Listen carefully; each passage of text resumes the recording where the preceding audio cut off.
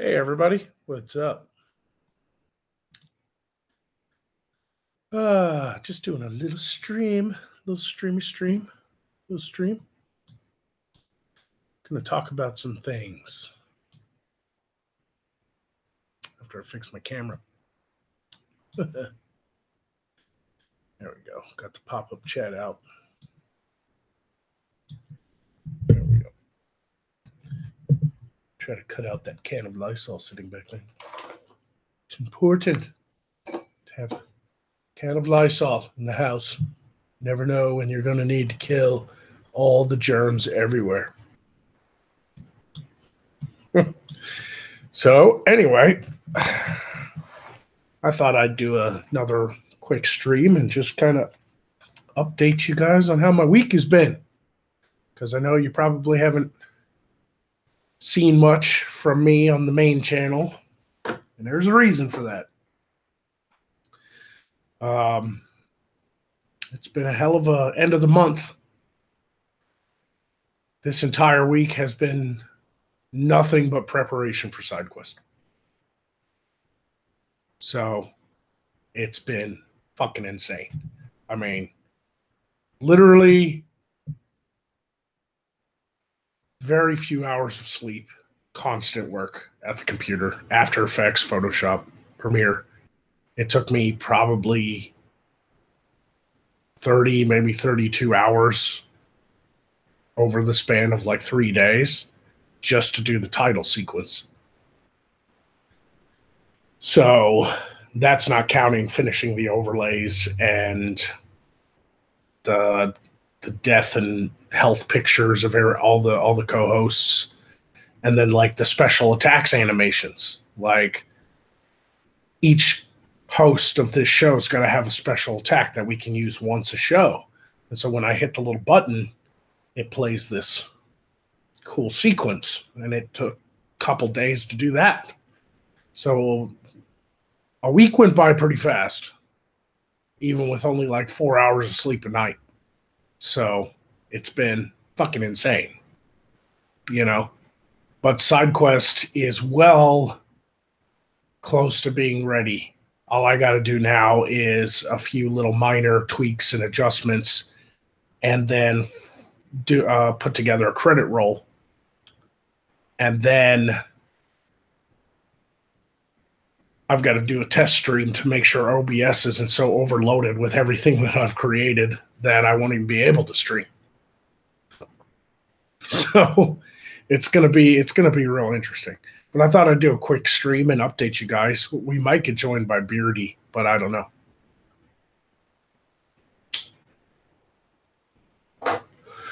So anyway, yeah, haven't exactly had a lot of time to do normal content.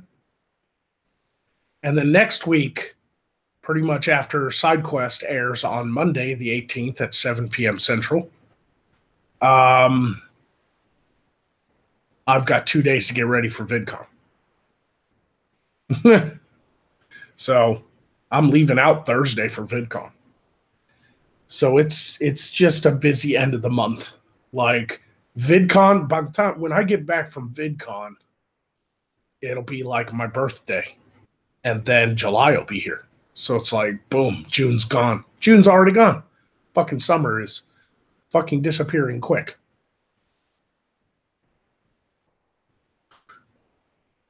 Yeah, so once SideQuest is launched, there'll be less work to do, and I can get back on schedule making normal content. But as of right now, I might be able to get an episode done like over the course of Tuesday and Wednesday, because I mean, yeah, I got to get ready for VidCon, but it's like, what? I got to pack a bag, make sure I got all my little things.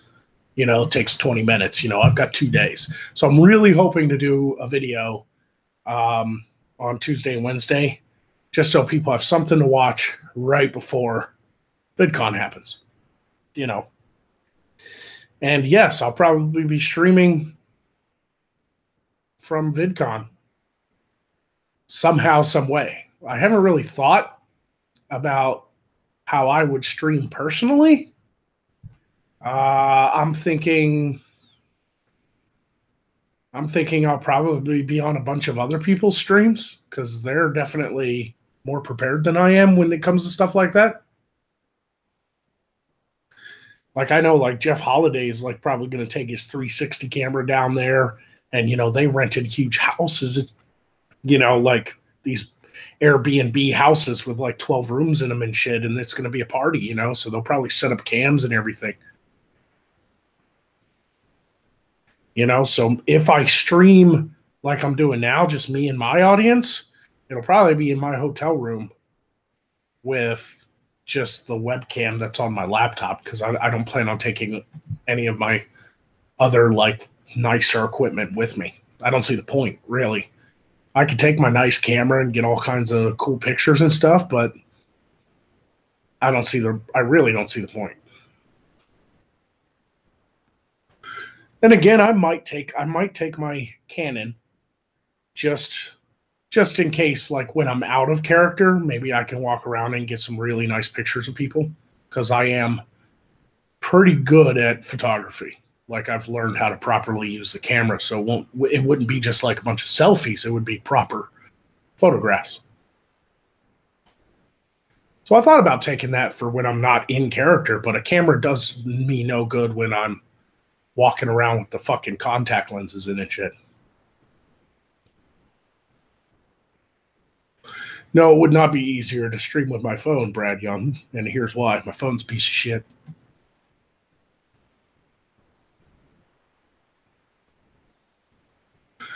So, listening and playing Skyrim. Cool anti-hero broadcast. I heard they finally made an announcement for the next Elder Scrolls. Took them long enough. I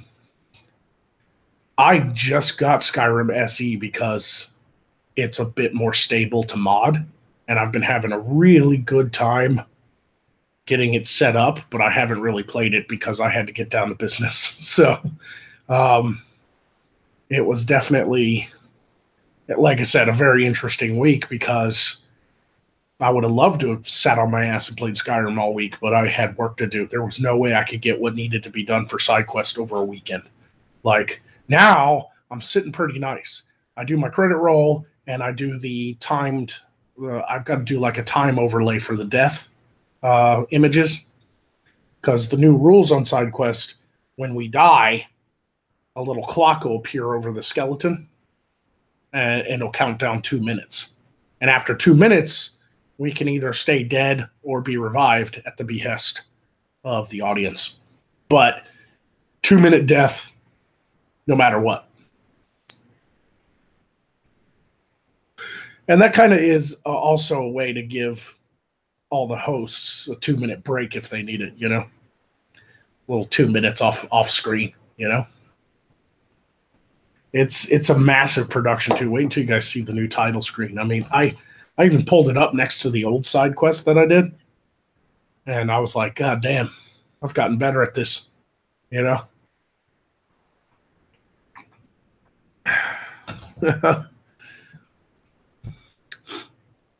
So I would love to show you guys all the stuff I've been doing, but unfortunately, that would give away who my co-hosts are. Maybe I can give you guys a little snippet, though. You guys want a snippet? You guys want to? I can screen share OBS, and you guys can see the new overlays and everything. Would you guys like that? Press 1 in the chat if you would like to see a little snippet.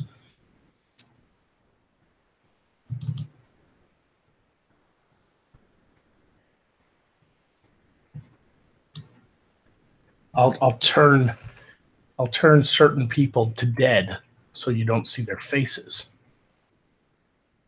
You won't know it's them. Because once again, we're not announcing our new co-hosts until the very end, but I can give you guys a snippet for being my dedicated audience. Let me pull up chat. Everybody's saying 1. All right, give you guys a little preview. Let me screen share. All right, share screen. Present to everyone. All right, here we are. That's the pop-out chat.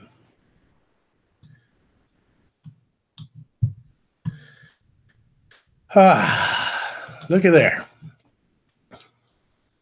It's beautiful. I finally got my profile pictures done. And there's Beardy. There's the other two. I set them to death, so you didn't know who they were.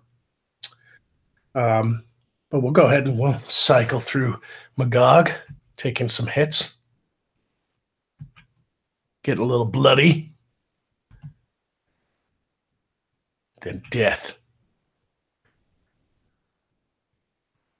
And then there's Beardbarian. Cycle him through. A little death. And then you guys, you can't do sound, but I'll show you a preview of one of the special attacks.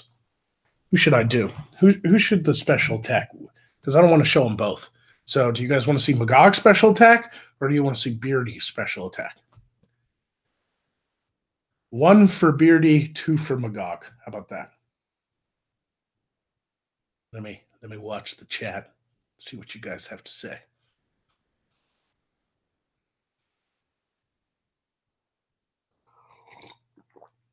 Beardy, Magog.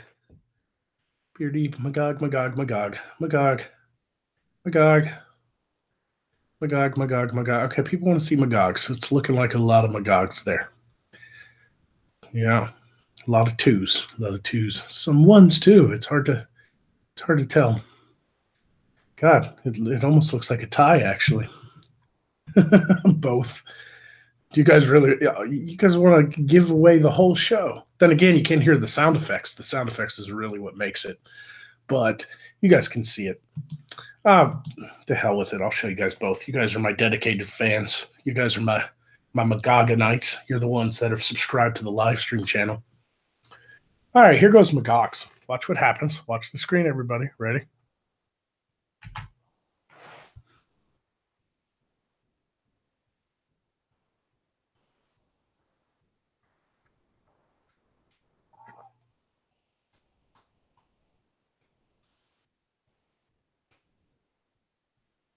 Yeah. Ooh. And see the little symbol next to our picture disappears, and it'll disappear for the whole show. We only get to use a special attack once per show. So that's cool, right? And then here goes Beardy's. Watch Beardy's. And of course, it's playing all kinds of sound effects.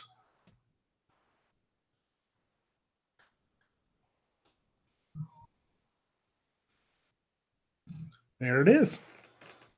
Isn't that fun? It's fun, guys. It's fun and exciting.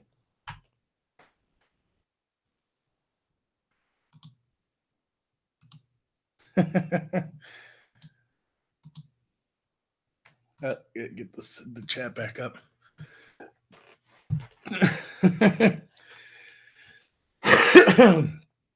So yeah, like the special attacks allow us to hurt each other in unique ways. And so once per stream, if we choose, we're going to be able to hit a little button and do our special attacks. And of course, the girls have their own little animations and attacks and stuff too. So that's kind of exciting. I absolutely love the whole idea of the special attacks thing. That's kind of a new thing. People are mentioning like Mortal Kombat and shit. Like, yeah, it's kind of like that. You finish him, you know? But I'm trying to do different things. I mean, part of what took so long this week and how much work I was doing is figuring certain things out too, you know, artistically, you know, like how to get glowing, fiery letters that are animated and not just an image to also have like an alpha background and look right, you know, because you can green screen something and export it as a QuickTime MOV file, which has an alpha background so that it can be an overlay. But man, sometimes the fire or the whatever animated, you know, you green screen it out and it kills that animation. You know, it's really, it took some figuring out, you know. As far as the changes, here are some of the other changes. Every show is now going to have 4 segments, one for each co-host. Every co-host is going to have their own segment where they talk about things that kind of match their characters. So, I think SideQuest last year with me, Vamp, and Beardy was very kind of the experimental stage, right? Where essentially we didn't even know really what else to do with the show. So and a lot of stuff got in the way last year too. There was so much happening. I was in school. The holidays came around and kind of killed everybody's, drive to do more shows. And then Vamp ended up leaving the show to join, the Kumite because she's with Tonka now, and that's fine. She wanted to go in a different direction. She wanted to do game streams and stuff like that. That's more her thing. But I always knew that there was something there with SideQuest, just under the surface. There was something special that could be made. And I think this rendition of SideQuest that we're about to go live with on Monday, 7 p.m. Central, is more the SideQuest that we wanted. So instead of just doing the grind for an hour and bullshitting in between, this show is actually going to be a little bit more like a skit, news show. We're going to cover topics and stuff like that from around the world, but not the big main topics where, it's all the side stuff, all those crazy news stories and stuff. But this time, only Magog's going to do the grind. Okay. Beardy's going to do like this week in history. So that's going to be interesting. He's going to pull up interesting stories from history. The fairy character, played by Anonymous, is going to be more of the relationship expert, but not really, because she's drunk and crazy. So, like, a lot of her stories are going to be like failed dates, bad dating advice, horrible, like, missed connections, all the fucked up romance stories and dating stories, all from the internet and stuff, really horrible shit, And then the thief, she's going to do kind of like this really fucking stupid criminals, really bad criminals, and kind of a lifestyle of the rich and famous thing too, like really stupid rich people that she would like to steal from because they're idiots. Like you always hear those stories of like somebody wins the lottery and they have $80 million in their pocket, and then they go out and they fucking spend it on the stupidest shit you can think of, stuff like that. So we're going to have fun with it. And every person is going to have kind of their own segment. So it's not going to just be the grind and then we bullshit and end it. We're actually going to do 20-minute segments with banter in between, each of us doing, our own bits, So I'm thinking, 20-minute segments with banter in between. That's about half an hour per person. That fills up 2 hours.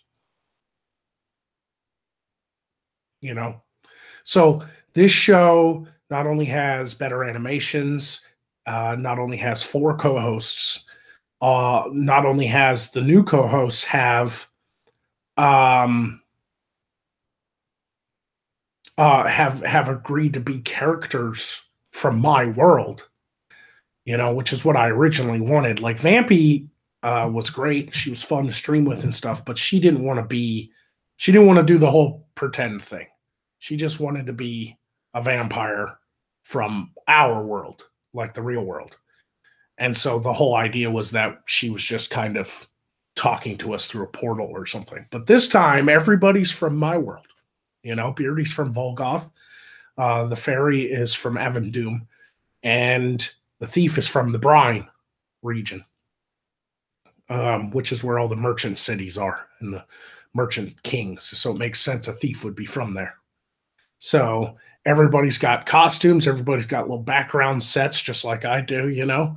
Everybody's.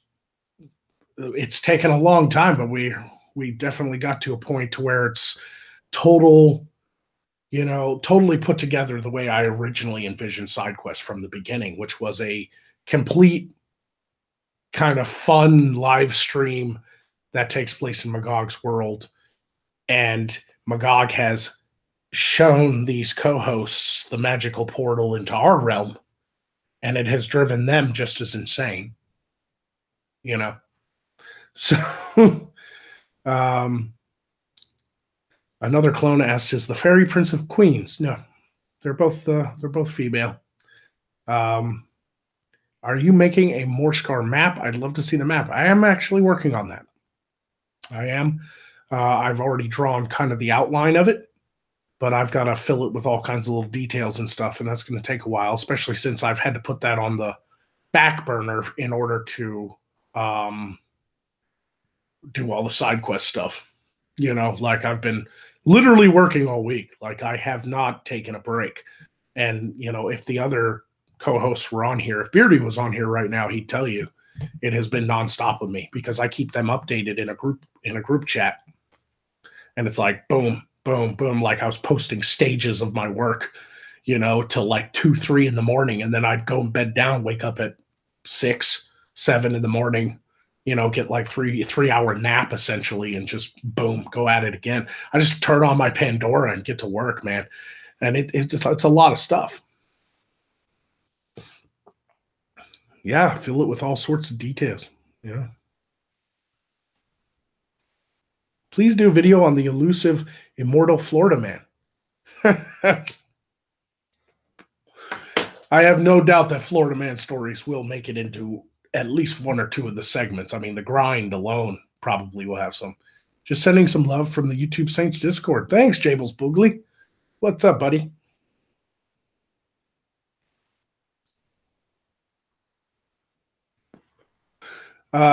I know that feeling. My back has been killing me from the computer chair. Now my PC died. Oh, that sucks. That sucks. I hate it when computers take a shit on you. Brad Young asks, the scrolls you've made, did you start with regular printer paper or something thicker?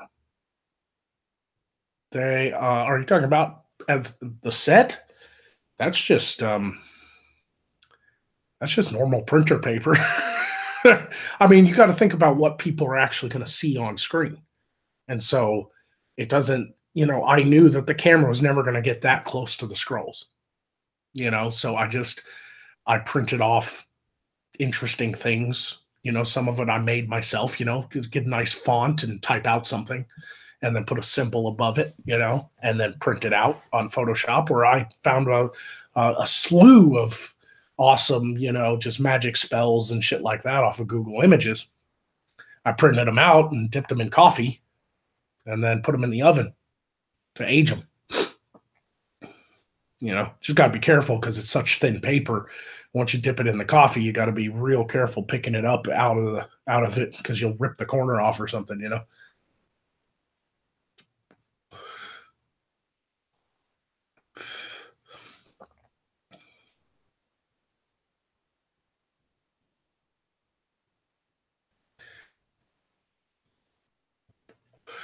I didn't know if it had to be thicker to hold up under the coffee. Thicker paper definitely holds up better under the coffee, but for this show, I knew I just needed to do a lot of scrolls as fast as I can because I was putting it together. So I made it work. But more professional looking stuff that might actually be in like the main show will definitely be thicker paper. But thicker paper is also more expensive. So got to keep that in mind. Sup, man? What's hood? I don't know what that means. Oh, what's good, I think is what you're trying to say. Nothing much, just kind of updating everybody on SideQuest. SideQuest is coming Monday.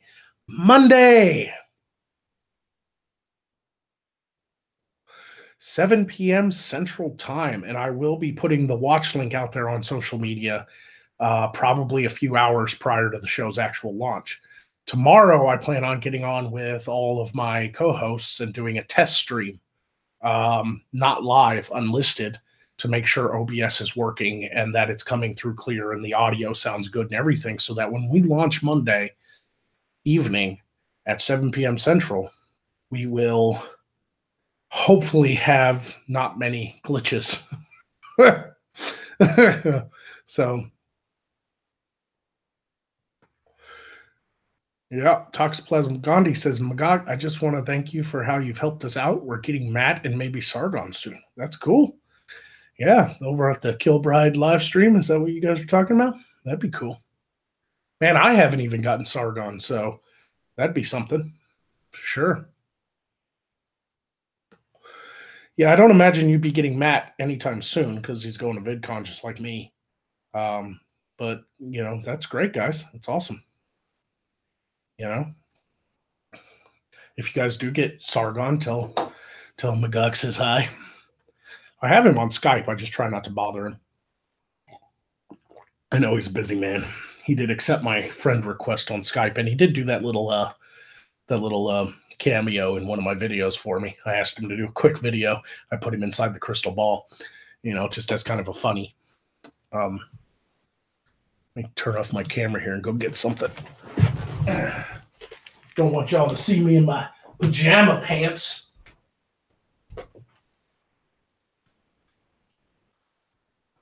So I had an art project because you brought up the scroll paper that was aged, and I had an art project where we were kind of allowed to do whatever we wanted. So I decided to kind of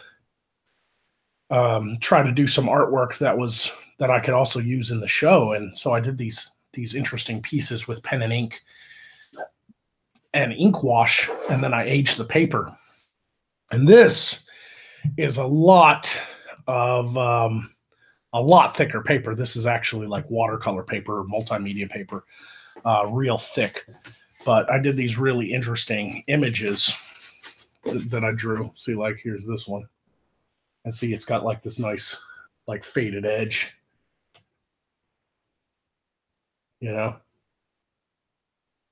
Kind of a strange pixie, and all of this, all the details and stuff were done in pen after the initial ink wash, And here's one I did of just kind of a random, like, cool landscape. I wish my camera was more high quality so you guys could really see like my pen stroke details and stuff like that, So this is the kind of stuff I like to do with traditional media. There's a little Magog. Yeah. A little Magog going on. A little Magog action.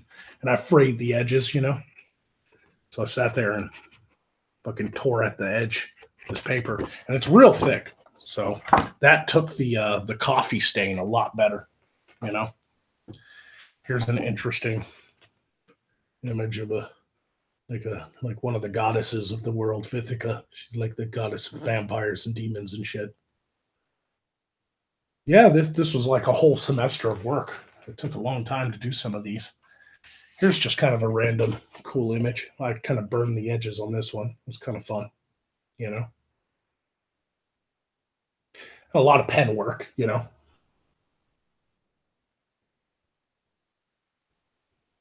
I had to sit there and hand draw all that, And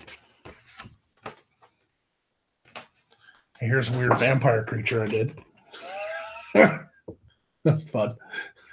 Just having some fun, really. A lot of these were just experimenting with inks in a different way. A lot of texture on this, And you can see like the wrinkles on the back and stuff because I also, I wanted to make them look like old scrolls, so I crumpled them up and stuff, It was kind of fun. And here's like the last one. This is like some sort of death spell or something, I can just kind of have fun with it, It's got some tears in it and stuff like that. This one I had to repair because I accidentally tore it too much, So, and that's not tape. That's actual like It's weird. This stuff basically it's like it's canvas, and you put it on, you wet it, and you put it on there, and then it hardens, and it's basically literally a patch for paper. So it's not just tape. That's some expensive shit, but I love it. No. Anyway, yeah, I just thought I'd show you that since he was asking about the scrolls. So the scrolls on the set are just printer paper, but stuff like that I do a lot thicker paper, you know.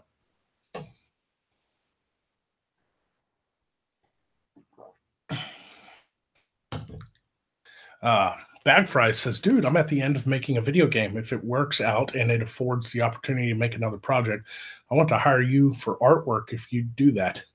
Don't know if I have time for that, buddy.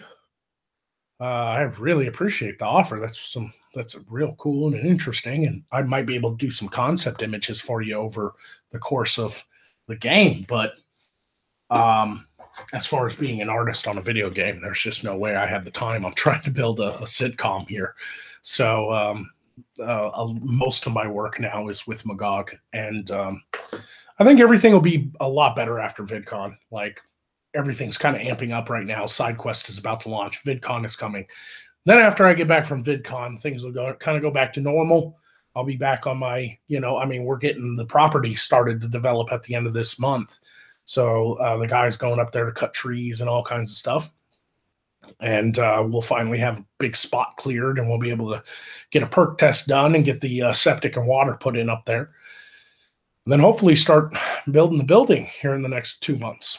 So, so that hopefully by like September, October-ish, I'll be moving up there. So, yeah,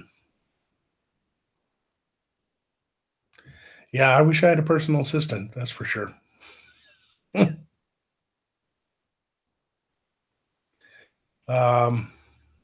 Yeah, I'm excited to finally move to the studio when it's built, but it is still going to be a couple months because it doesn't, takes a while to build a building, especially with like an apartment inside of it. So it all has to be up to code. It doesn't have to be up to code because it's in the country, but I want it up to code. I'm not filming I'm not going to live in a shanty in the woods. I need electricity, I need internet, I need proper wiring and stuff so that my fucking power doesn't go out constantly. I'm even going to get a nice backup generator in case something happens, like an ice storm or something, and I'm stuck out there.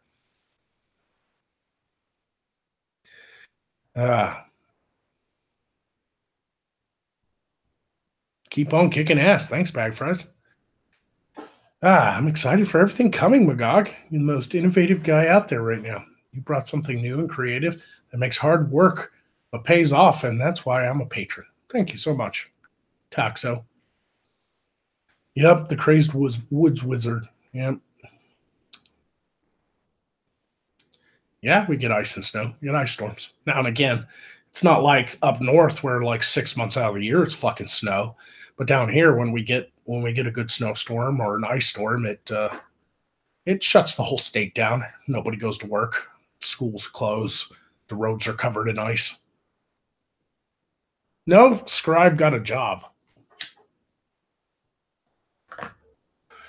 Scribe was helping me out. He's a friend of mine, and he just adopted the Scribe title, and he was helping me do a bunch of stuff and everything. But now he's got a new job, and it keeps him pretty busy, which is good for him because, he was falling on some hard times. But Scribe's doing all right now. So you have an assistant. It's Poe. Yeah, but unfortunately, a Halloween prop that talks is kind of useless as an assistant. Some of the stuff, I'm not going to lie, the shit that's been on my mind lately, as far as like as far as things I'll need in the future, it's kind of blowing my mind right now. Like, I started thinking about it, and it's like, okay, so what if I get like 5 or 6 actors, right, that are going to be like Magog's kind of constant people he interacts with in the village? Even if I'm able to like maybe buy the costumes, from a website that does like medieval Ren Fair clothing or whatever. People change, like their bodies change. People get fatter, they get skinnier, or they work out more and they get more muscular, or sometimes during filming the clothes just wear out too.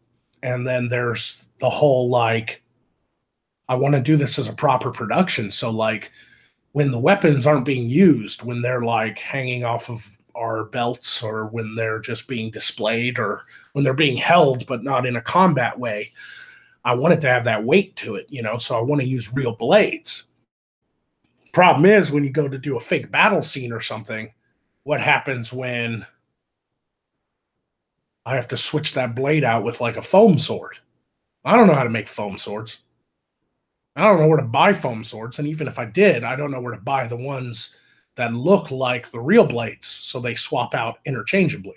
That's how they do it in the real movies. They'll have the real blades, but then they'll also have like the fake blades that look exactly the same. And I don't know how to do that. I don't know anybody who knows how to make that shit. I don't know. Like, I guess if I bought the blade, then I could give it to somebody who knows how to make that shit and they can make a foam version, and make it look real. But I don't know anybody who knows how to do that shit. It's crazy.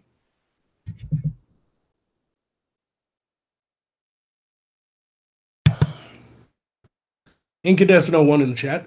Best of luck. I'm off to Dallas, but I'm still listening to you. I can hardly wait for Monday. Yeah. Safe travels, my friend. See, Etsy is fucking expensive. And once again, some of it needs to be custom stuff. That's what's going to get tough. It's like these actors that I choose to play with, let's discount the background people that are just going to bring life to the world by walking around in the background or working or whatever, the inconsequential NPCs.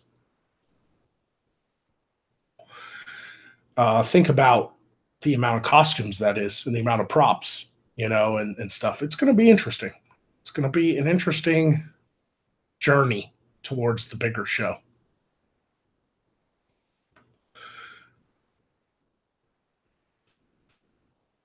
How often does Rufus torment Magog?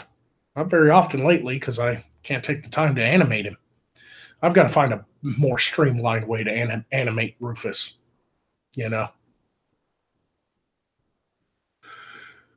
Lots of SCA peeps contract out making period garb. Clothes I'm not that worried about. Like I said, a lot of that stuff, if you buy the really nice stuff and not just like a Halloween costume type shit, that material is like long lasting and stuff. I would more need just a seamstress on call in case, somebody's like, my fucking thing don't fit anymore. I can go have them hem it out, or something. I'm more worried about weaponry, Maybe I should just make it to where everybody just uses the foam swords and cut out the idea of using real blades part of the time. Maybe I should just cut that part out completely. That way I can just buy foam swords with sheaths and people can just have them on there.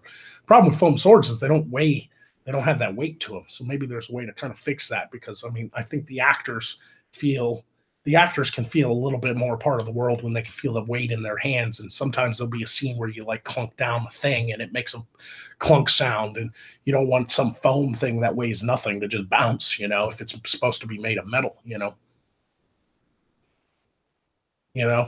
but hiring an armory to custom make props for a show is probably going to be more, it would be, if I wanted to take that route, it'd be more expensive than the entirety of the show.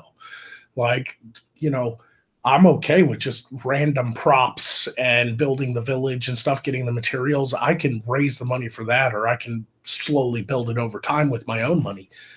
It would take years and years in comparison to raising the money. Could make it happen, within a few months. But after the world is built and the village is built and all the little houses and they're all filled with a bunch of random junk, go out and buy potion bottles and fill them with colored water and put them inside houses, and people have chests and wardrobes filled with medieval clothing, and there's like fur on the ground, and make it all look medieval. It's all about building that kind of I guess it's kind of like building a still life. That's how I built this set. After many years of painting and drawing and learning how to make and photography and learning how to make still lifes that look good, I just applied that knowledge to set building. It's kind of the same thing. What is the camera going to see? What are you going to paint? What's not going to be on the canvas? What is going to be on the canvas? You got to kind of look at filmmaking as kind of painting with light. That's what photography is. It's painting with light. You're not using a brush and a canvas. You're using light and the environment. The aperture opens up and lets a certain amount of light in, and it paints the picture. And you got to think like that. And so set building is easy. I will be able to collect enough props for just the general background and to bring life to the world by taking donated props and going out and finding my own. Hit every flea market in the fucking state of Arkansas and buy the most random shit you can think of. Like, oh, this will look good on a shelf. It's a crystal ball, or look at these bottles. They look really nice. Let's add those. I would be willing to say about 80% of my set back there was all flea market purchases. Like some of it's actual real antiques that I brought over from England, and then some of it's handmade, like the scrolls and the glowing mushroom coming out of the skull, and stuff like that is all, was all made by me. Not the skull itself. I ordered the skull, but then I put the lights in it and all that stuff. So,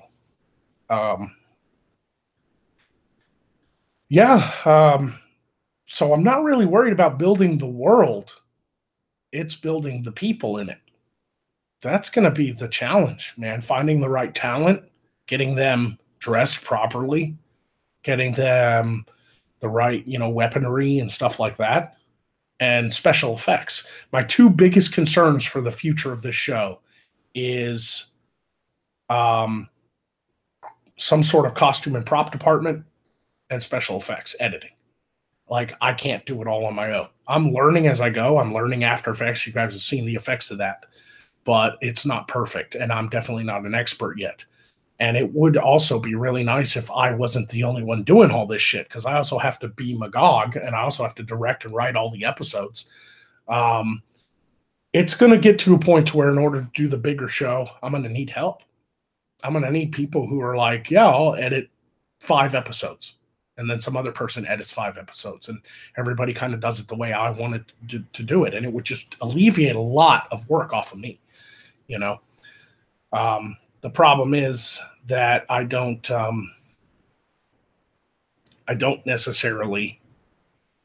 can't necessarily pay people for that right out the gate. Now, one day, hopefully, get 100,000 people watching every week, and everybody's paying the small subscription fee or whatever to watch the main show, because it can't be shown on YouTube. It'll be on its own website.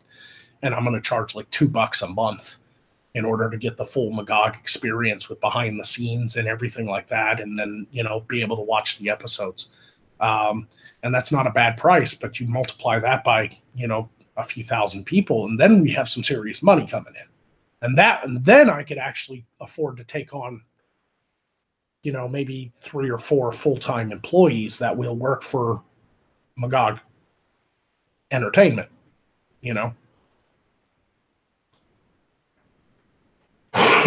You have effect, my lord. I go purposely to thrift stores looking for unusual fantasy props like bizarre candle holders and cool-looking decanters. Yeah, that's essentially what it was. It also makes me glad I didn't do a sci-fi character, because all that has to look so clean and sterile, and futuristic. Whereas medieval fantasy, you can just hit up the flea markets and be like, look, an old candlestick. This looks like it fits. Like it definitely would be, it definitely makes some things a little easier. Then it makes some things harder. Like building a medieval world is not cheap and not easy, because it can never break. Like, at least in sci-fi, you can have some modern things like headphones, and it's totally okay. Like, look at side quests. We have to figure out how to hide headphones just so we look like we're part of a fantasy realm, talking through a magic portal instead of a modern, we got to hide our mics off screen and shit, just because I like that extra detail, Magog Entertainment Inc. It's either that or Morscar Studios. I haven't decided which, but when I start the company, the official LLC, I am really going to I'm really gonna have to think about which one I like more. Magog Entertainment or Morscar Studios.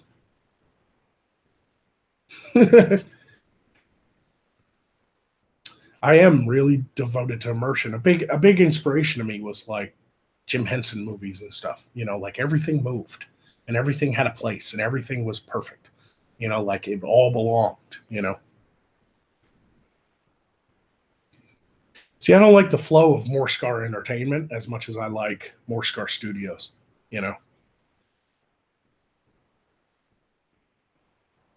Mom Corp, Magog of Morscar Corp. I am really partial to Morscar Studios as well, mostly because Magog is actually like in the Bible and other things like that, whereas Morscar is like the only reference I've ever been able to find of Morscar is like a small town in Iceland is called Morscar or something, Like other than that, though, like I wouldn't have any problems with people. It would be really hard to copy it or copy, it'd be real easy to trademark it, Yeah, the puppetry of Labyrinth and Dark Crystal. I'd love to have that level of detail eventually. I'd love Magog's world to be filled with all kinds of creatures and not just people. I'd love to do puppets instead of CGI, just like those old movies. Man, I think people would have a blast with it too. But I can't afford a puppet, creators. I'd have to hire a guild of puppet creators, I mean, I'm not trying to rival Henson here. They're kind of the masters of puppetry. They really are.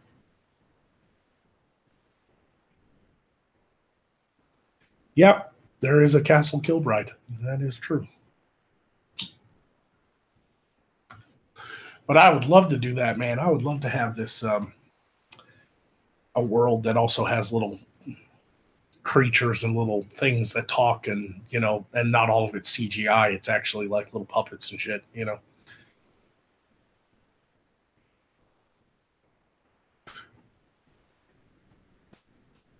Yeah, no, it's not a castle necessarily. It's a chateau, if I remember right.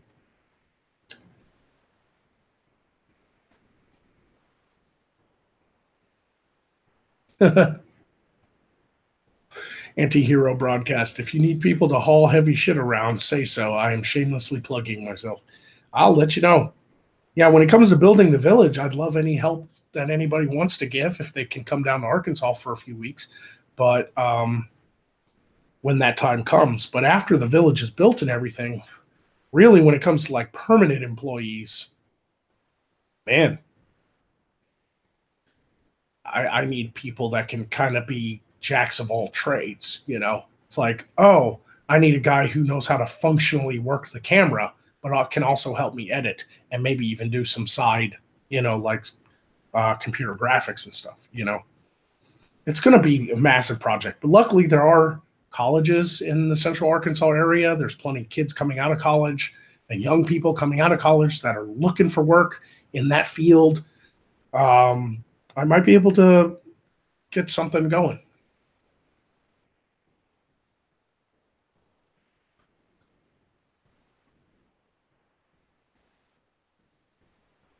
Do you want me to send you that sword? You can send me anything you want, like to help out with the show. Like I said, when I was first talking about the GoFundMe, it wasn't just, money. I mean, I'm accepting all kinds of stuff from fans, I just would prefer right now, when it comes to stuff like that, wait until I got the bigger place. I'm kind of running out of room here. I've already gotten props and stuff in from other people that I've given my address to, and my apartment is slowly filling up with stuff that I can't even put in my current set because it's just not big enough, you know? Well, cheese wheels do exist in Morscar, I would imagine, you know? But yeah, I mean, the only thing I can offer people who want to come down and help with the initial building of the show, like the village and stuff, because I'm making just enough to hopefully be able to afford the stuff to build the show. The only thing I can offer for people coming down to help is a party, man. Like, I'll buy the beer. We'll have a huge barbecues every night while the village is being built. We'll fucking have bonfires, you know. We'll hang out. We'll fucking live stream and shit, you know. Exposure and fun, you know, and good hard work, and your name in the credits is about all I can offer right now. You know.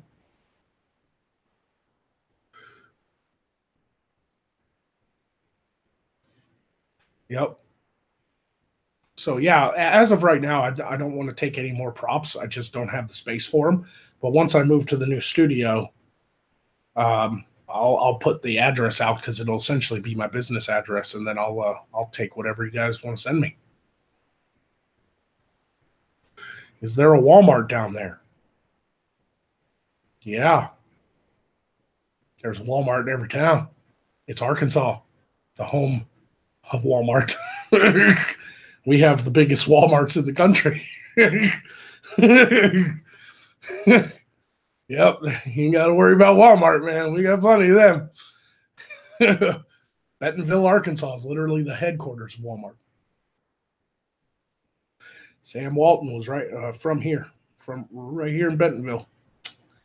Yep, he created his first store, which was called Wally World, up in Bentonville, and then that actually ended up closing, and he went bankrupt.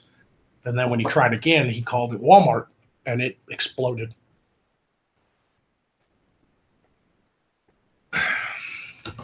I've seen Walmarts across the streets from Walmarts here in Arkansas. We have like Walmart neighborhood markets, which are basically like a really small grocery store. It's like just the grocery section at Walmart. That's all neighborhood market is. Yep. Yep. Definitely have some Walmarts down here.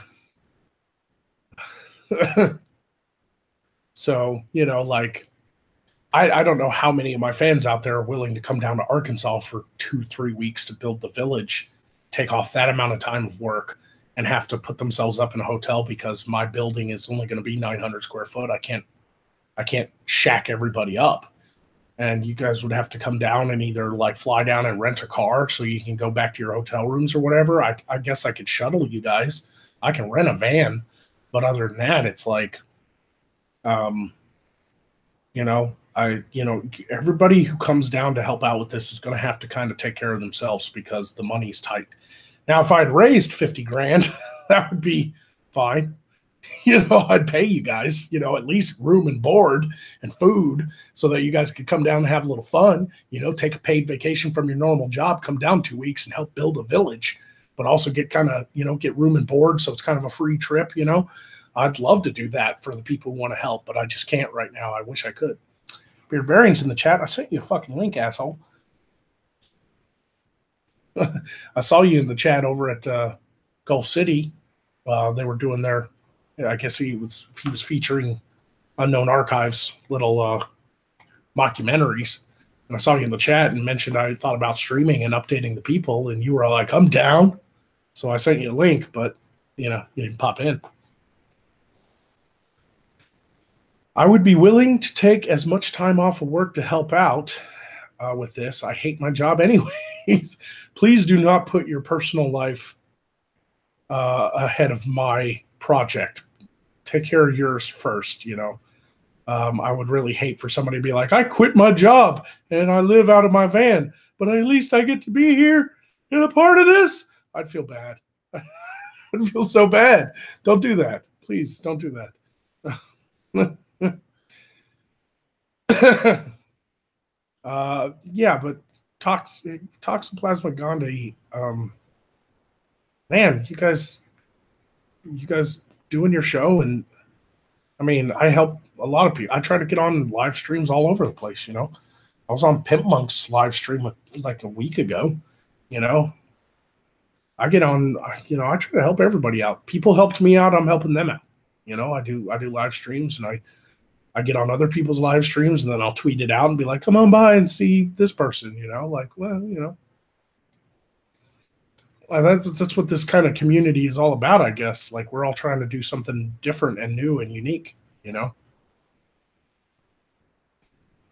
Yeah, that's my new tripod, by the way. Big, tall motherfucker. I just like looked up and I was like, "There's the camera coming out of my head. This doesn't look like a professional stream."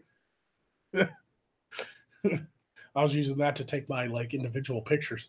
Like, that's how little room I have in order to do like the pictures for Magog, like doing his poses for the special attacks and stuff, and for the promo pics. I had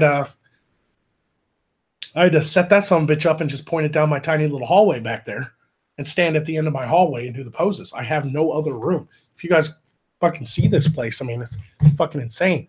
Like, this is all the room I have. Like, this is my apartment. That's my front door right there. Boom. Like, this is a 500 square foot apartment. It's one fucking room. I got a bedroom and a bathroom back there. That's it. And this place is tiny. There's my back door. Right there, behind that cloth. I cover it up so the light doesn't come through when I'm filming. You know? That's why I got to move. I got to get this fucking studio done, you know? Like, it's bugging the shit out of me that I got no fucking space, you know?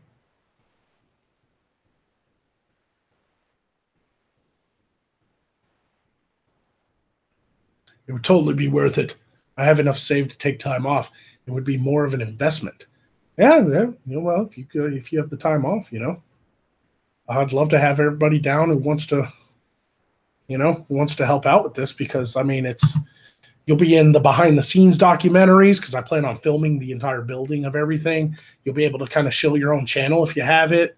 You'll be able to, you know, drink fucking beer with Magog, and then we'll have like big cookouts, and we'll film that and live stream it too. And then of course your names will go in the credits of every episode of the show that's like built by the community, built by the Magogonite fan club. You know, like, this show was built by the Magogonite fan club, and everybody's name, you know, at the end of the credits, you know, like, that's going to be fun. And if one day I can afford to pay everybody to help me do stuff, I will, you know. But as of right now, it's such a small project. It's in its infancy, but it can grow if we really work at it. I got to go get food before I eat the couch. Later, Magogonites. Bye, Magog. Later, Casey. Have a good one, my dude. So, you know, I had a fun idea though for like, until we can build up to the proper sitcom, but I am moved out to the property. I may not have a village, but at least I have land that I can film actual like Magog going outside. Do it. What's up, Beardy? The ceiling. It appears to be holding the light fixtures in place, and I'm quite proud of it at the moment. It's doing a great job. Yeah. Good job, ceiling. Good job.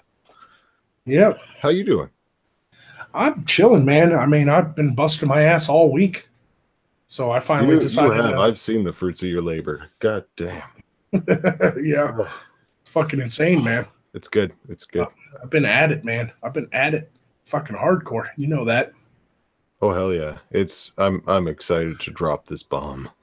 Oh yeah. It's gonna be fun. I'm really excited. I showed a couple friends off air last night the title sequence, the intro. Oh nice. Yeah. Because I wanted some nice first impressions. Mm-hmm. And these guys I trust. They're not gonna say anything publicly, you know. It's Brockus and Trippy Poo, oh yeah. You know? Yeah. And because I hopped on the cunt stream last night for a little bit, and because I like crashed at like 9 and woke up at like midnight. Oh god. Because of all the work I've been doing, I barely slept, dude. Like, yeah. I saw the timestamps on your messages and updates and things. Yeah. I'm like, I'll finally get like a piece done, and I'm like, this animation is done. and I'll like fucking tweet it out to you guys, and I'll sit there and be like, can't wait till they respond. Yep, 5 hours shit, later, it's I wake 3 up in and the I'm morning. like, what the fuck is... Dude, sleep! Sleep, you motherfucker! This shit was dope. Go to bed. Right? So, but I showed them off air, you know, and they were just like, oh my God, this is awesome. I didn't know that's who you got to play. Like, it was great, man. So we got the first kind of clue, you know. Fuck yeah. It's a good thing. It's a very good thing. I'm very excited, and I have a lot of optimism about where this is going and the people that have been chosen for this. I think we've got the right people. We've got the right, everything. We figured it out. We figured it out. Yeah, it's going to be good fun. I am only worried about OBS and broadband issues, like glitches. That's the only thing I'm worried about at this point. Like, that's why tomorrow I'm going to do a test stream. Mm-hmm. So if any of you guys can make it, you know, put that in the joint chat or whatever. But you guys would only be helping out because I'll be able to. We could do some sound tests. I can send you the unlisted link because it'll be an unlisted live stream. But I want to test everything. I want to test the overlays. I want to test how good the connection is. All that stuff before we go live on Monday. I want to test it all. Well, tomorrow's all writing and editing for me, so I'll be at the desk. So I'm available. As soon as you send that out, I can jump in. Yeah. It'd be helpful to at least have one other person there so I can capture the hangouts properly. Yeah, exactly. You know? So, it's gonna be fucking exciting, man. Monday. It's coming. It's coming quick too. This Magic Monday. Monday the 18th. Only 10 days before my birthday, we're launching Side Quest. Fuck yeah! It's a good birthday party. Number 2 will officially be the birthday party, I guess. Yeah, pretty much, because I'll be back from VidCon, and then that week is my birthday. So yeah, just enough time to wash off the scent of all the hookers before you dive in front of the camera. It's good. Timing is important. It is gonna suck. I'm getting back Sunday night at like 10. Because of the time difference. Oh yeah, fuck. You know, so I'm like leaving at 2 PM in California, but not getting back until 10 at night here because it's 2 hours ahead, you know. And it's opposite going there. Like I'm leaving 2 PM here in Arkansas, and I'm arriving at like 6, but it's a 5-hour flight. Time travel. You know, like fucking time travel, man. So, you know. God damn it, Castle Kilbride. No getting more of my titties. That happened once. It happened once. And you were drunk and I was very drunk. I've done a lot of very drunk things that I regret, but not completely. I don't completely regret anything. Yeah, but I definitely I've just been on here for the past I guess hour. How long have I been going? Just kind of updating the people and talking about the show. But before you came in, I was talking about an idea I had, and maybe you can do this too. And I'd be willing to build the overlays for you. Mm-hmm. So I had this idea that once I move out to the property and I have 12 acres to kind of run around on, and I can get some other actors to kind of appear on screen, even though I don't have the village yet, a nice show that I can do as Magog in between the main show, which is response videos, and doing the sitcom is I wanted to do a thing where I can get a friend of mine to follow Magog with the camera on a steady cam. So you kind of see the back of Magog, but then do an overlay that looks like a video game. So it has like a map icon. Yeah, like health and magic down at the bottom and stuff, and to actually do these videos of Magog like running like he's in an RPG, and then like bandits come out the woods and he's like, holy fuck, and I can start putting my hands out and then in post add like magic coming out of my hands and shit. And oh hell yeah, like I think that would be funny, you know. That could be a lot of fun, you know. Just do kind of a third person RPG, and then sometimes I switch to like first person view, so I get like a GoPro and just like put my hands up. Like I'm running into battle, and all of a sudden Magog's like, meh. The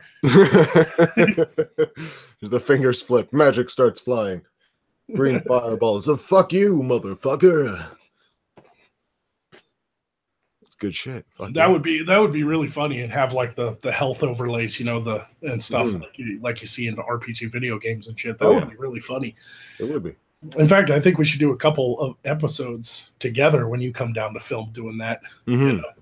Absolutely. So like Fuck, that could be hilarious. Beardy could be like following Magog because he's like the leader of the party, but then just like in video games, sometimes like Magog will stop. You'll just keep going. Yeah, Magog will stop and Beardy will like bump into me and then back up and go, "What?" You know, like Magog will go to turn a corner and I'll start turning around in a single spot with one leg lifted and just start pirouetting. What the fuck are you doing? I don't know. Make it stop. The glitchiest dungeon we've ever been in. You know, dude, I would love to do like dungeons. I just can't figure out how. That's the next push that I'm having to try and make, is figuring out. Here's the only idea I've come up with, and it would have to be in the future, but definitely when like the main show's going on, I want to build a 50-foot by 50-foot building. Just a steel building that is heated and cooled. It doesn't have to have a bathroom in it. It doesn't have to have rooms. It's just a perfect fucking square, like with walls. That's it, right? And inside that building, we would build like these movable walls of different brick and stone and different things. Oh yeah, just do them like the Japanese slide door style, where it's on the hangers and you just attach them. Oh, absolutely, fucking absolutely. Yeah. And then we could just roll around these walls and build different. That's basically what I was planning for the next space that I build up, is reversible wall panelings, where one side it's creepy cave dungeon, the other side it's castle wall dungeon, so that I can just change it on the wall in here. Right. Yeah, no, we're on the same page with that. Fuck yeah. Yeah, exactly. It's that's the only way I could figure out doing it, but I would still love, because like Arkansas, part of Arkansas is the Ozarks. I would love it if I could get permission from like the state park to film inside one of the caves. Like we have caves everywhere and all. Same here, but they're all abandoned mining caves, and you're not supposed to go in them. Yeah, those are dangerous. No, they have actual like tourist caves that you can like walk through, and there's, you know, you can go and fucking see the bats flying around and shit, right? Like I'd love to be like, can I have the cave for a weekend? There's some amazing caves nearby that are in the reserve territory. Like you can't go out there without a tribe member with you. But my best mate is one of the tribe members, and we go hiking up there at least once a year anyways. But there's these caves made entirely by landslide. And so there'll be these huge boulders where you just end up like leopard crawling through these tight spaces, where you open up into these colossal caverns full of moss and hanging vines and all sorts of crazy gorgeousness. And I'm trying to figure out when I can get something arranged to go up and film in those.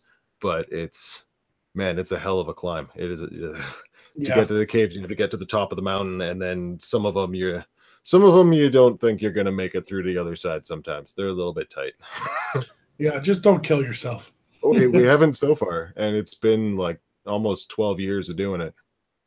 Wow. No, 10 years. 10 years, yeah. It's fun. Oh man, yeah. Twitter needs a dark mode. They do have a dark mode. Yeah.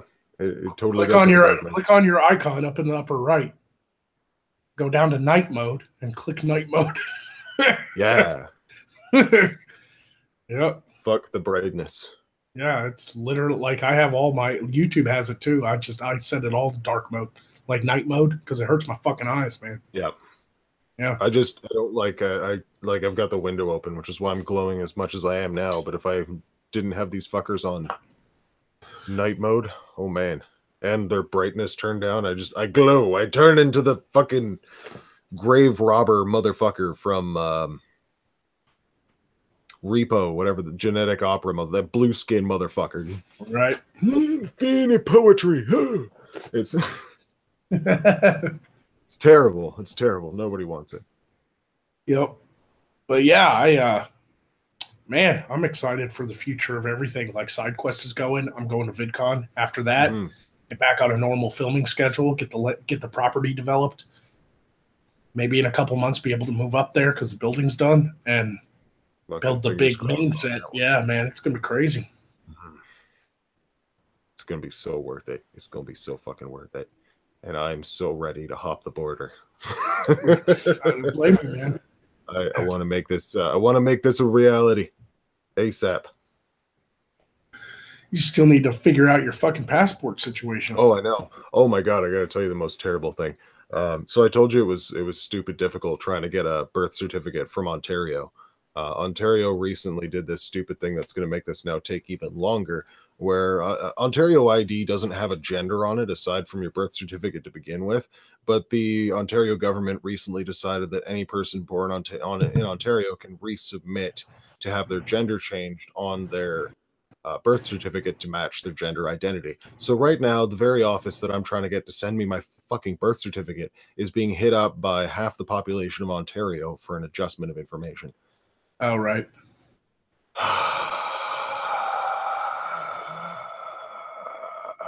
But it'll get here. It'll get here. That's good. That needs to be solved. Yes, it does. I need that piece of paper. Yep. So I can get the other piece of paper that's as simple as walking into a fucking office with my other document. Like the passport part is easy. Yeah. Oh, I hate Ontario. Fuck Ontario. If you live in Ontario, move. Yep. No, I definitely am excited when you finally get that all situated out, because hopefully by the time you do, I'll have the new place built, and you can come down, when the weather's, maybe in the spring of next year, so you're not coming down in the freezing cold. Oh, I don't mind the freezing. It'll be warmer there than it is here. That's the thing you got to keep in mind. Yeah, I know. I'm excited. Maybe like Arkansas is kind of horrible in the winter, and let me tell you why. We don't have dry anything. Like I live on an island in the ocean, dude. Humidity doesn't drop below 87%. Yeah, exactly. I get it. We have very similar weather, except yours so it's is like 3 degrees warmer. So Arkansas winters might only get, on average 35 degrees, never even drops below freezing sometimes, unless we get an ice storm or something. It is just fucking wet cold. Like you step outside and it sticks to you. Yeah. It fucking sticks to you. So, I'm not going to say you can't come down, man. Because filming in the winter is actually easier because there's with both of our gear as well. Like all the gear, and then there's no ticks, there's no snakes to worry about. All of it's fucking gone. Yep. So I like it. I'm down. Yeah. No, we'll definitely be filming like when the village is built. We'll definitely be filming like end of winter, beginning of spring time. Oh yeah. It'll be like our filming schedule will be like January to like maybe April, end of April, or middle of May or something like that. Yeah, it's just April, May. Yeah. I was like doing the math in my head because I don't want to go too far into May. That's when it gets hot. It starts to get, the visitation laws for a Canadian citizen in the States go is 6 months. So we could do up to 6 months. That's for you. I'm talking also about the big future. We're talking about other actors and stuff. Oh, yeah. Like it's definitely going to be more of a winter, spring, or maybe fall to winter, time frame. Unfortunately, that's harder to do because of the holidays. That's why I'd like to start in January, because like you get past New Year's Eve. Quoth the Eric Idle. Fuck Christmas. Yeah, you get past Thanksgiving, Christmas, and New Year's Eve, and you're good to go. Yeah, but I'd hate to have people like, oh, but it's the holidays. I have family, and I have this and that and this and that. I can't come film. So I really wanted to start in like January and film through to like April. And it's really beautiful about that time of year too, because when spring does start to creep around the corner, a lot of the flowers and the leaves start coming in and stuff, and it makes for a dramatic landscape change. Oh yeah. So it's not as pretty as fall, because fall is when everything turns orange and yellow and stuff like that. But October, November comes around. That's the beginning of the holidays. You got Halloween, Thanksgiving, Christmas, New Year's, like all sales season in that chunk of time. Everybody's busy. Yeah. And so it's just, to me, it's not really worth it. Maybe for you, if you don't care about the holidays, because I don't. Yeah, I really don't. Like my parents, they do their own thing for Thanksgiving because my brother likes to do his own thing for Thanksgiving. So like sometimes I'll go over there and just have some turkey, but it's like one day. We don't do big family things. And Christmas is the only big family holiday. And I wouldn't film Christmas Day anyway. You know, Christmas is the day I can't buy cigarettes. you can't hear. What are you talking about? There we go. Then I need to be there. I need to be there on. I can't hear. Everything closes. Everything closes on Christmas, except occasionally you get one little Chinese lady that's like, "No, I will stay open for the Jews." Yeah, no, it's kind of the same in Arkansas. Everything like Walmart only has locks on their doors because Christmas Day. Mm-hmm. That's the only day they ever close. And now they don't even. They used to close all day, from like midnight the previous night to midnight Christmas Day. You know, but now they reopen at like 9 at night on Christmas Day. Mm-hmm. And most gas stations are open on Christmas Day, so you can buy cigarettes, and you just can't buy alcohol. It's Arkansas. We have Bible Belt laws. We have alcohol laws. Mm-hmm. You can't buy alcohol on Sunday. Okay. Liquor stores are closed on Sunday, so you always have to make sure to go grab your beer and your liquor on Saturday, because a lot of liquor stores here are closed all weekend or Sundays, and that's just kind of the standard. Most businesses tend to shut down on Sundays unless they're in the middle of a metropolis, and then it's reduced hours. I wouldn't say most businesses here, because Sundays aren't exactly coveted like they used to be. Like Walmart's still open. Most of the department stores, gas stations, restaurants, like, you know, fucking Burger King and shit, you know, like the only places closed on weekends are like the types of businesses that there's no point in them being open on the weekends anyway, like dentists, you know. Yeah. Unless it's an emergency, you can wait till fucking Monday to get your teeth cleaned. You know, like, you know, it's that kind of shit that's closed on Saturdays and Sundays. But and banks are closed Sundays. And most banks are open Saturday, but a lot of banks do like half day Saturday, so they close at like noon. You know, that way that some employees can at least have like a weekend, like a day and a half off. You know, it's not a full 2 days off, but it's something. You know, most of the banks that I know are open Saturdays, but only about half a day. But other than that, everything else is open all year round except for Christmas. Now, Christmas, Walmart is kind of the exception. They've started doing their like Black Friday shit literally the day of Thanksgiving. Like they used to close for Thanksgiving Day. Now they don't. They stay open all day Thanksgiving.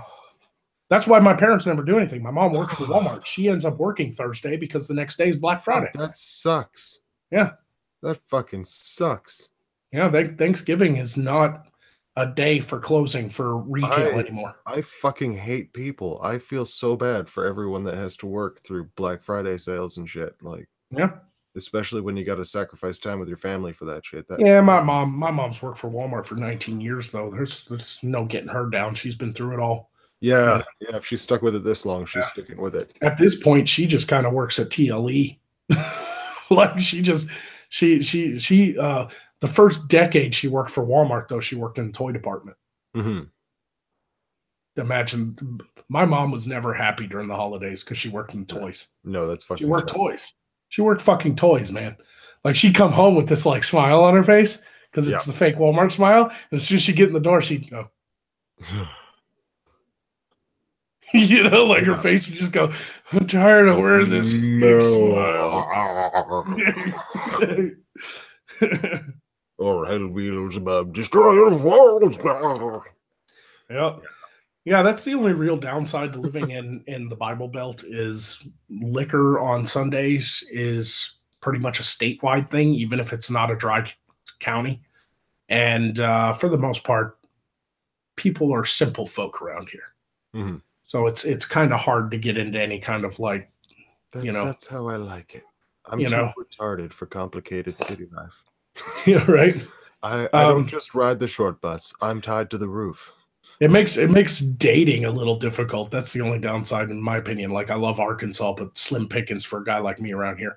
Yeah. You know, like I'm not just a simple country boy looking for some girl to knock up. That's why I found mine and then ran off to a small community with her. Right. Yeah. You know, like I actually value like intelligent conversation and, you know, and stuff like that. And it's slim pickings, you know, especially in my age group. Nowadays here in Arkansas, if you're 33 years old, like I am, I'm about to be. And and you're looking for a girl in your age, she's probably already been married and had kids and been divorced, and and is fucking miserable. Yeah, it's kind of hard to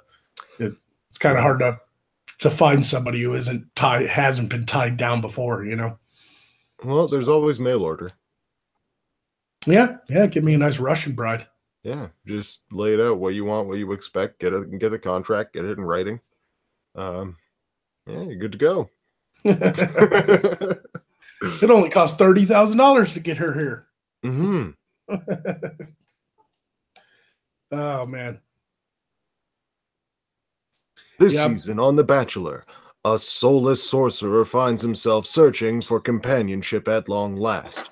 Meet our bachelor, Magog of Morscar.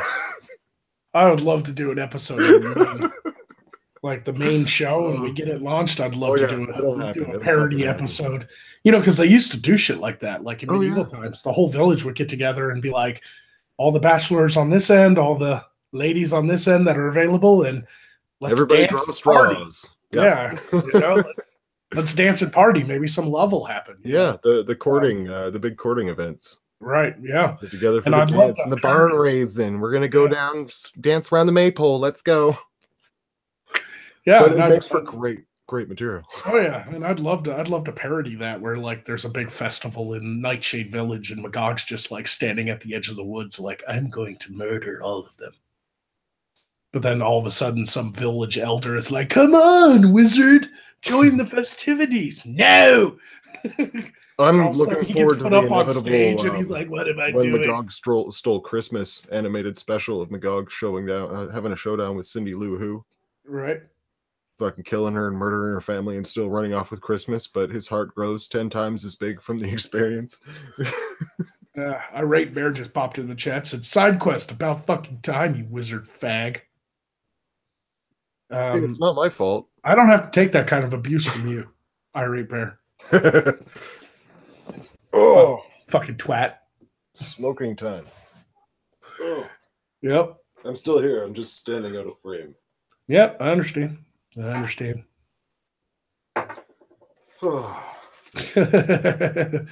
So yeah, all kinds of great ideas. And yes, side quest is coming.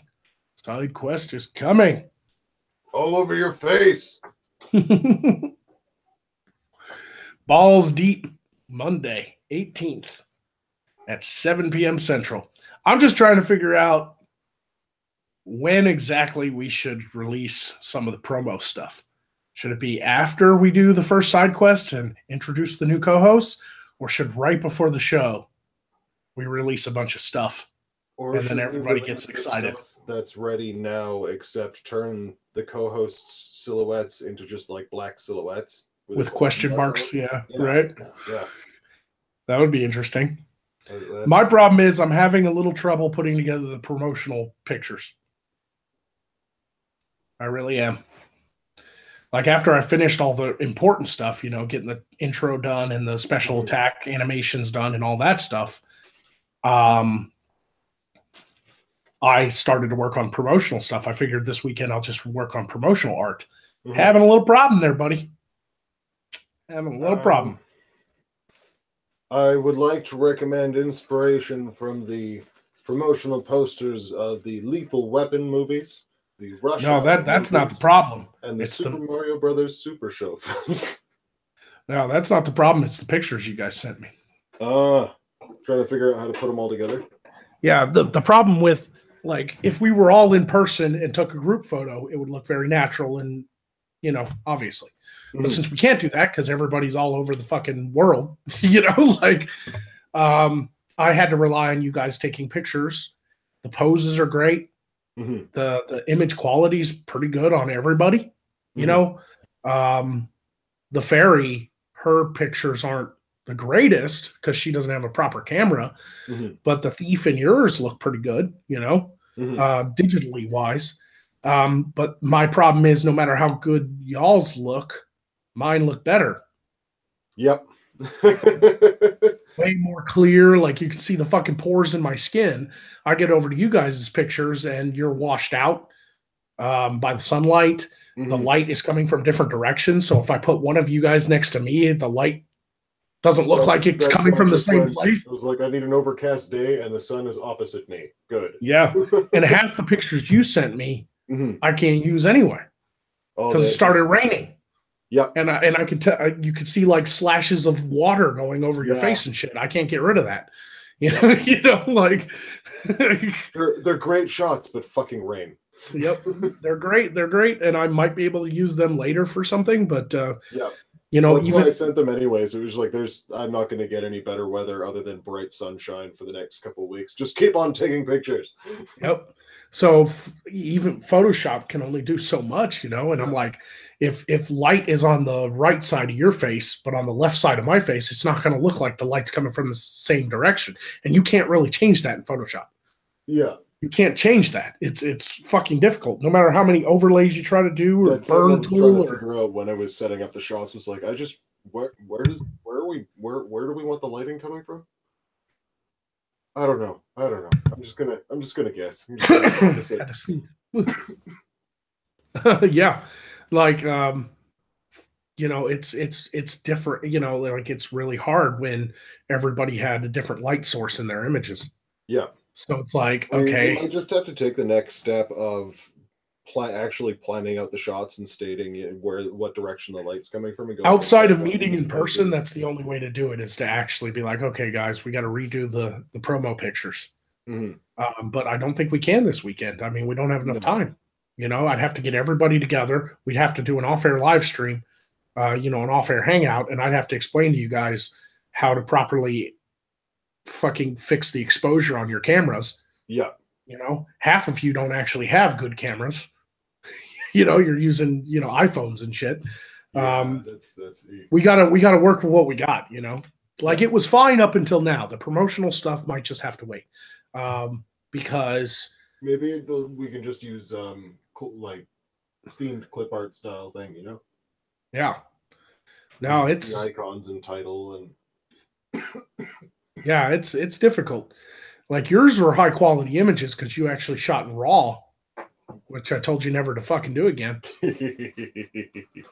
You know, because it's not that I don't like RAW. I love RAW. RAW is the best file format for photos, like period. The problem is you fucking upload them to Google and it takes me hours to download them because they're fucking huge. They're literally uncompressed. You know, like fuck's sake, man. You sent me like 365 pictures. They were all like CR2 file, fucking RAW format. I was like, Jesus fucking Christ. It was like 16 gigs. That's what you wanted. It was 11.4. Not with the videos. Yeah, with the videos, it was 11.4. Yeah, maybe that single I guess because it was the one on YouTube as well, yeah. Yeah, but you also got the one on YouTube I had to download and all the extras that you sent me in the past too. Stuff, yeah. Yeah. Trust me, like the Beardy folder is huge. It's like 16 gigs. So much material. Oh, that's funny. But I can reshoot those rainy ones. Unfortunately, not the one of me pretending to be a wizard and then breaking the stick because I already broke the stick. But yeah, no, I you gave me so much that even without the rainy ones, I still have like 100 to choose from. Don't worry about it. Okay. That's not what I'm worried about. What I'm worried about is even in RAW format, that doesn't mean it was good photos. You guys, you didn't correct your exposure when you took those pictures. Yeah. You've got to learn how to use a camera properly. That's why I'm probably going to go ahead and just buy everybody a Canon Rebel T6i. When you know, once we start doing the show and some more money comes in. Once the train is rolling again. Yeah, I'm going to get you guys all T6Is because the T7Is are out now. So the T6Is are getting cheaper. I'm going to get you all T6Is and we're going to do an off air. I'm going to show you how to fucking use them.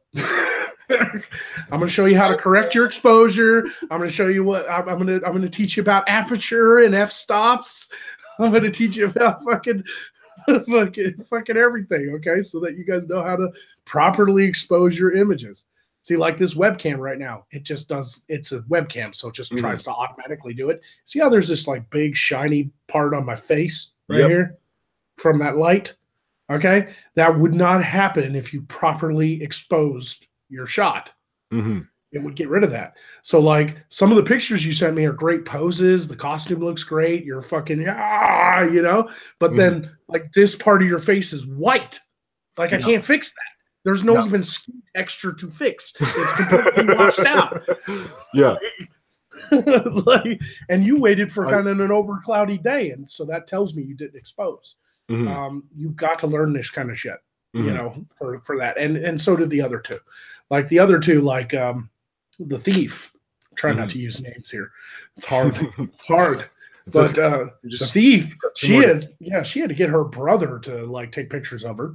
And he's not a photographer, and all they had was like a little, I mean, it was a much better camera than her iPhone, but they just had like a like a tourist camera, handheld point shoot.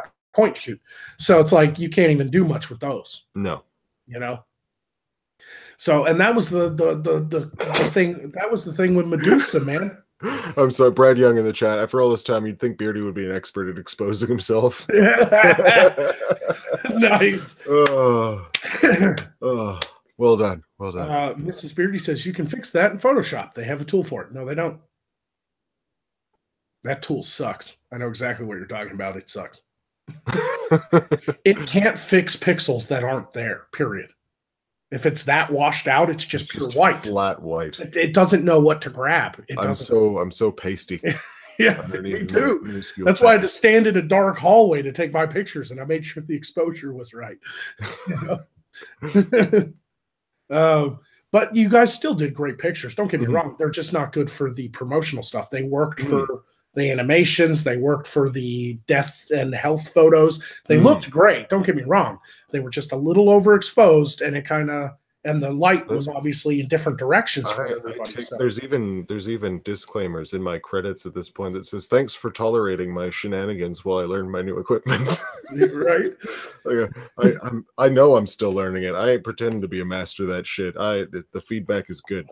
It's good. I appreciate that shit. No, yeah. Call neon white, says Lewis Sparks. Yes, I'm working on it. I'm trying. I've been really bad. The sun's been gone. It's back now. I have to start tanning every morning again. Darker so they don't wash out so easy. Right. No, and I'm not being mean or anything. I'm letting you guys know there's definitely a lot more to learn about your camera. Oh yeah, no, it's an obvious thing. I mean, you guys y'all did a fucking fantastic job. Mrs. Beardy did a fantastic job. Those were great poses. They were great shoots. It was a lot of fun. It was a lot of fun. For the promotional stuff, the light doesn't match, and there's just just overall coordination challenges. Yeah, I mean, I've done photo fixes in Photoshop for years. Like I've used Photoshop since I was a fucking kid. I know everything there is to know about Photoshop. And I still, now and again, I'd get a friend of mine like, "Can you fix this picture, man? I've got all kinds of, like I want to make this look good." And he'll send it to me and I'll be like, "You're fucking kidding me, right? Like, dude, your face is white. I can't fix this." Now, because you guys sent CR2 photos, which are raw format, I actually can play with the exposure in Lightroom and fix a lot. Like, you guys are not who I was worried about. It's the other two that didn't have good cameras. That was kind of what I was getting from what you were saying. There was just it's overall challenges. It's all the things. Right? Toxoplasmic Gandhi says I should grow my hair out. I do. But I shave my head when I go through periods of mourning and severe grieving and loss. So every now and then my head gets shaved again, but I do have beautiful curly locks of gloriousness when I grow it out, which is what's happening again now. Yeah. No, it's just, like I'm still doing my fucking ponytail, That's where it goes. It ends up going back into the ponytail, and then it ends up in a series of awesome braids while I just pose around on things. It's good times. Yep. In the wind. Yeah, I just the only thing I can think of doing for the promotional stuff is to like put the pictures together, but then like paint over them, and make it look more like a painting. Because then I could like choose where I want the light and stuff, But as far as making it look like an actual photograph, so it looks like we're all standing in a room together, damn near impossible with what was sent. As bad as that sounds, because you guys sent me a lot of stuff. You guys really pulled through, man. Did a great fucking job getting the stuff to me on time so I could work this week, getting ready for the show. If we took the four, like the four poses, the one of each that we really want, and we've got the photos of, and they don't quite line up, and we got a hold of one of our artist buddies and asked him to do 2 versions for us, one of which has the 2 co-hosts blacked out as silhouettes with question marks, and the other one's where it shows them, and get them to do. Problem is it's a little short notice now. Oh, it is. I don't mean in time for the thing. I mean, just in general, though, like if we could, great, for the question mark one, but for just in general, that'd also be really good to then, because we were talking about trying to get more on top of having cool side quest stuff, and I think that would be a really good early investment for our first merch thing, is having that awesome core animated thing. Yeah. Now, speaking of pictures, I did want to ask, since you sent raw format, I'm assuming you have a camera. Oh yeah. That is a DSLR. I've got the Canon Rebel T6. And shit. And I'm getting the T6i next, because I want this as my handheld cam, and the other one is my hard-mounted cam. Yeah, T6. I've got a T6. Okay. Yeah, so you guys probably. That's really it. I've got the equipment. I just need to learn how to use it. Yeah, like what f-stop did you have it on? I don't know. The missus has been learning the that stuff for me and handling the camera right now, because she's the photography genius. Yeah, I highly recommend, when you're taking individual photos, it may be different with film, but individual photos, never go above 400 ISO ever. That's just like 200 to 400 ISO is the standard for portraits, for like a portrait studio. So as long as your ISO is set at 400, you could probably set your f-stop, depending on the light, really. If you're shooting outside, you want that lower f-stop. It'll let less light in. The f-stop is the aperture, so the higher the number, the more closed that aperture is. So if you do like f18, that aperture is going to be tiny, but you're going to lose depth of field. You're not, with the tinier aperture, you're going to get, a quick exposure. You're going to click and it'll go, it's not going to be a long, drawn out picture, right? So with that higher f-stop, that's best for like landscapes, because you don't want depth of field with landscapes. You don't want the trees to just be blurry, right? So you're going to shrink that aperture down little, and the sun's all gleaming and beautiful, and you go click, and you'll get the full landscape. But if you're like indoors and you're controlling the lighting, like with lights that I have, like stand lights and stuff, then you can go with Mrs. Beardy's used to film. Yeah, exactly. And so you go with a lower f-stop, and you get that nice clear image on what you're focusing on, but the background will be blurred. You get that nice depth of field, So that's like the basics right there of taking good photographs, like period. Like outside, higher f number. Indoors, lower f number. And then you expose, that little wheel on the top that you get that little arrow in the center, Then there's a bunch of other stuff too, but that's the basics. I mean, there's, white balance and all that stuff, and then choosing choosing whether to shoot like spot detection or and stuff like that. So, but it all depends on what you're trying to do. If you're trying to capture motion, like blurred movement and stuff, that's a whole different fucking ball game if you're outdoors, because your f-stop number is going to make it take a quick picture. It's hard to capture that blurred motion with a quick snap. That's where you're gonna get motion, but it'll be frozen. No blur. But if you're trying to get blur, which some artists do, they want the blur. They want to show that it's blurry, like the movement is blurry. Then even when outdoors, you've got to shrink that. You got to open that aperture up and and increase your exposure time, and that fucking sucks. that fucking sucks. You ever try to like capture a car, moving, and it's got the blur? Its cars are outside. That sucks. You better wait for kind of a dusk or dawn or something, Try not to get it where the sun's directly above you, because that's gonna fucking burn your fucking image out. It's gonna white out that image. I have fun with photography. I love it, man. It's good stuff. Yeah, Mrs. Beardy says, I was having so much problem with depth of field, it's not like film. Yeah, you got to get in a different mindset when it comes to individual photographs, like completely different mindset. Like my camera, I use it for film too, but I break the ISO rule. Like you'd think I'd use 400 ISO, right? Not for film. I bump it up to 800 ISO, darken it a little.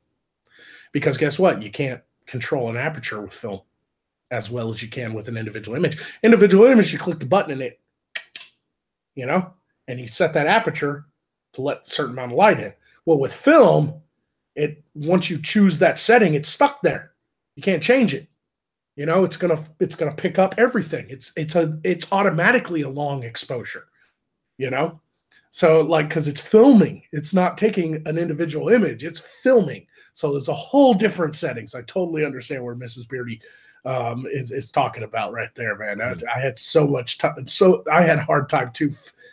Fucking separating film from photography, like the settings, because you're just like, fuck, this is way too bright. Why is it so bright? Oh, it's because I'm filming. I better bump the ISO up.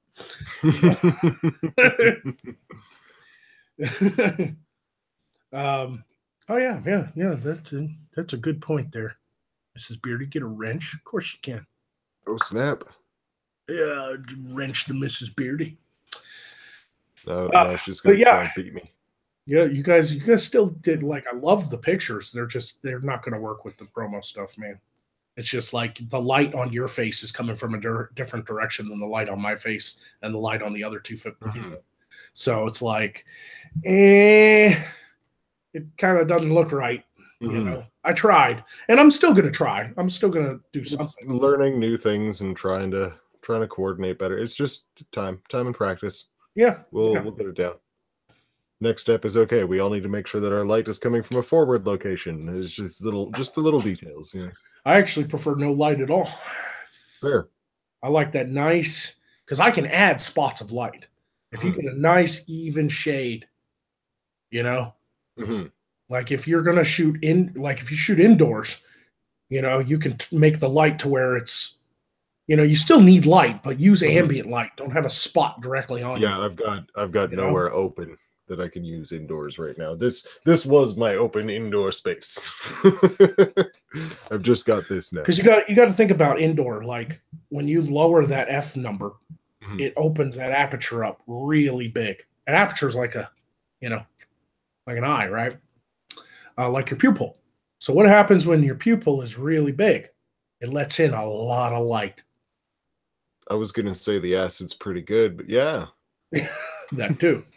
So if your F number is low, that aperture is wide open. So it's going to let in so much light, you don't need a lot of light. It'll pick up the ambient light from the fucking window across the room, right? Fair enough. Yeah, so you don't need anything spotlight on you. If you lower that aperture number and you stand in front of the camera, you can just have a couple lights on in your house and you'll get this nice, even photograph with no spots of light on your face or anything. You know? Okay. Okay. You know, but you have to do that indoors, because if you open that pupil up, that aperture up big and go outside, it's going to let in all that sunlight. It's going to be that shit is bright. Right. So you got to be careful. So that's how they do long exposure photographs at night. You ever see like pictures of the stars and how they're like bright and beautiful? Oh yeah. Yeah. That's because that fucking pupil's all the way open and then it's actually grabbing all that starlight. It's actually allowing it all to come in.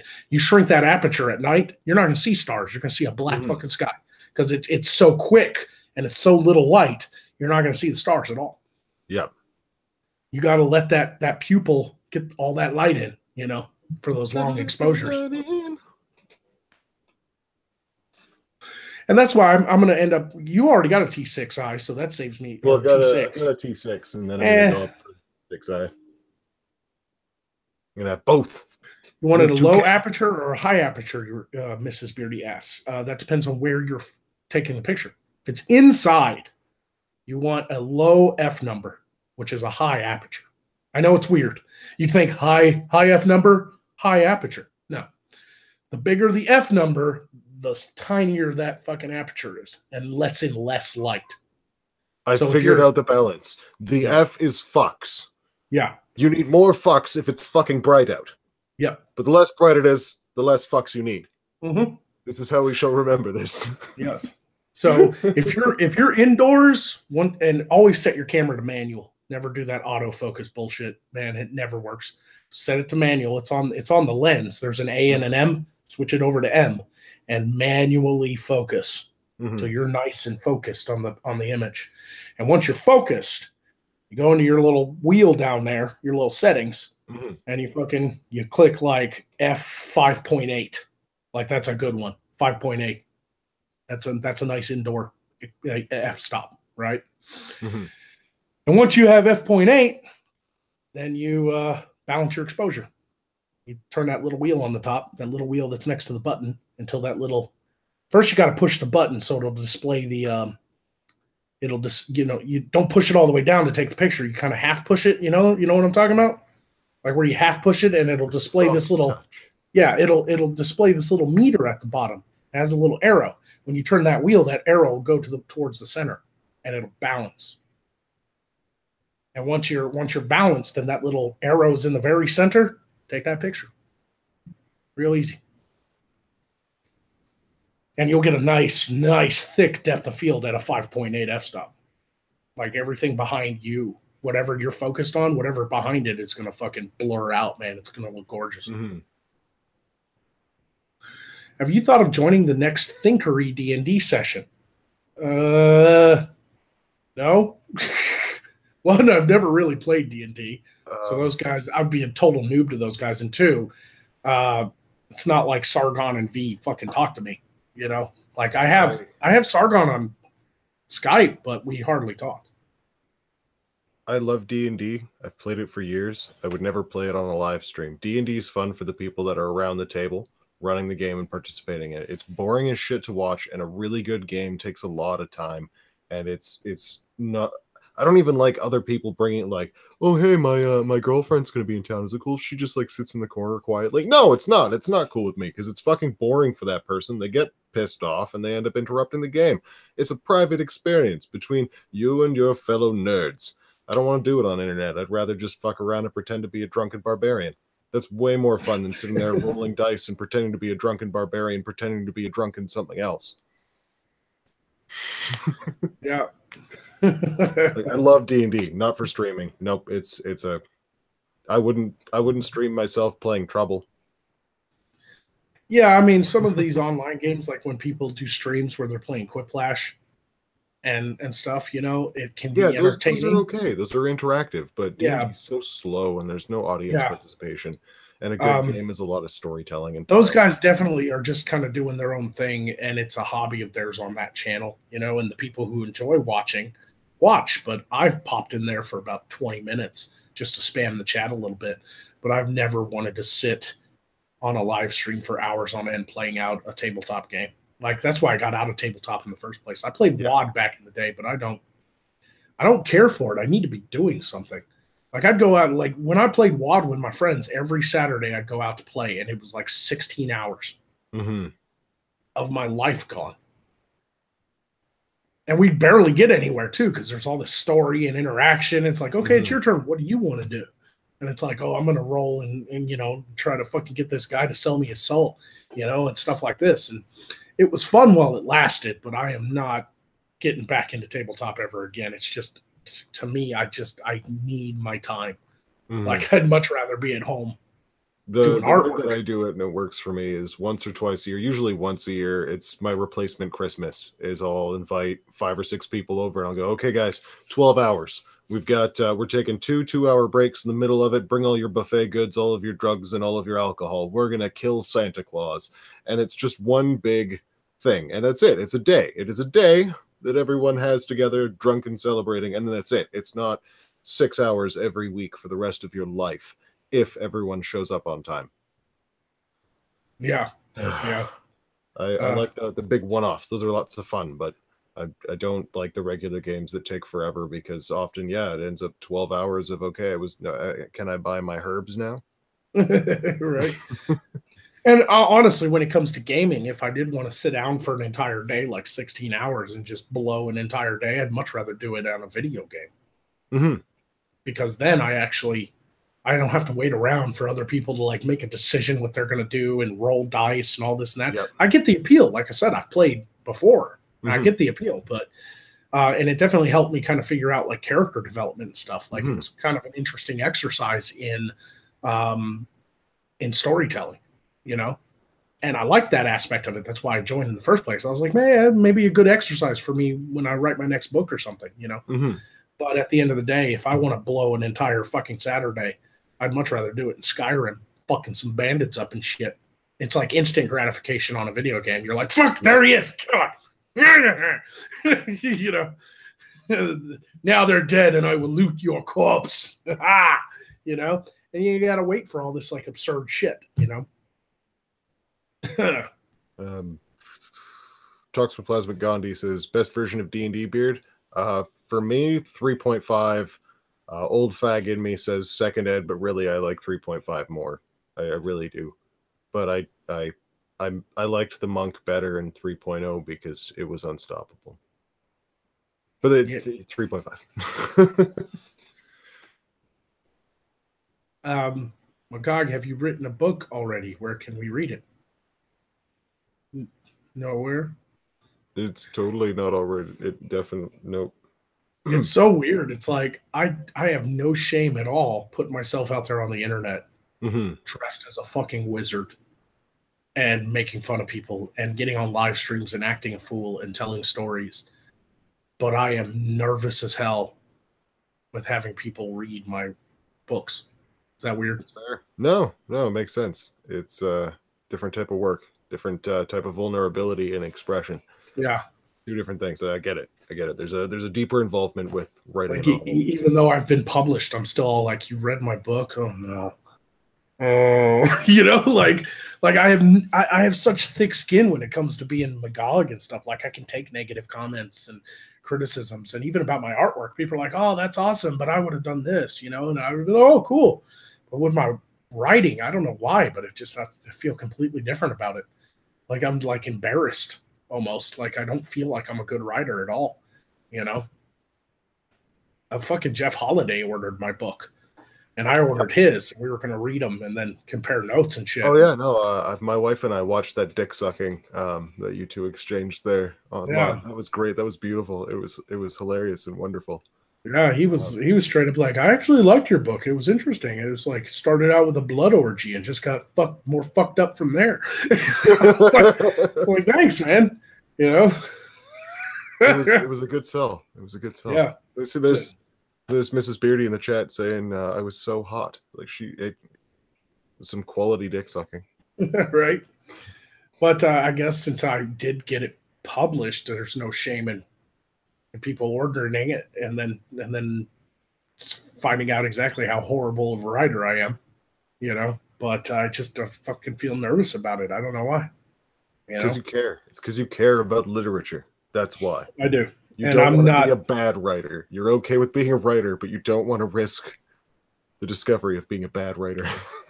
Yeah, I honestly like. Yeah, it's just different with my writing, and it was written so long ago. I published it in like 2012, but I wrote it while I was in Iraq in between missions. So I wasn't exactly at my very best. I've become a much better writer since then. And my first book I actually published back in like 2007. I wrote that in high school and didn't even edit it. That's horrible. Oh, shit. Like some people were like, I bought your other one. I'm like, don't buy the other one. Like, that's even worse. Like I wrote that shit when I was a teenager. It's full of all kinds of grammar issues and terrible fucking shit, man. That means you've already published a complete piece of crap and you only have uphill to go. Well, yeah. So you're good. Yeah. You're fucking good. Let them find both. They can compare the. I do have to. Wow, look at how far he's come. I do have to call iUniverse and cancel my first book. I was like, fucking hell, take that off the market already. You'd think they would if they didn't fucking actually sell any copies. But I'm not that ashamed of Bacchus Fine. You know, like I actually like the story. I just don't know if I'm a good writer or not. And so I'm nervous about people wanting to read it. But if you want to find it, it's on Amazon. It's called The Bacchus Vine by by Keaton Floyd. That's my pen name. Keaton, Keaton like Michael Keaton. I actually got it from Buster Keaton, but okay. Floyd like Pink Floyd. Yeah, it's easy. Keaton Floyd, the Bacchus vine. Bacchus, of course, being the Roman name for Dionysus. It was a good choice. Yeah, well, it's essentially I'm a horror author, and it's just a monster story. Yeah. I mean, at its core, there's like this moral story about substance abuse and shit, but you could make a video of Magog coming across your book and reading it on video. Oh God, that would be horrible. I think I need to come across a copy of your book and read it on video. I've got a little fireplace I can sit out in front of it. I'm reading the Bacchus Vine by Keaton Floyd. This is in no way connected to Magog. Yep. Books on tape with Beardy. Oh God, I can just imagine that. I've always wanted to do like a series of Edgar Allan Poe readings with Poe.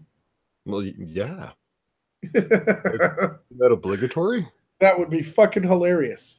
Once upon a midnight dreary. Yeah. I can just imagine that, just.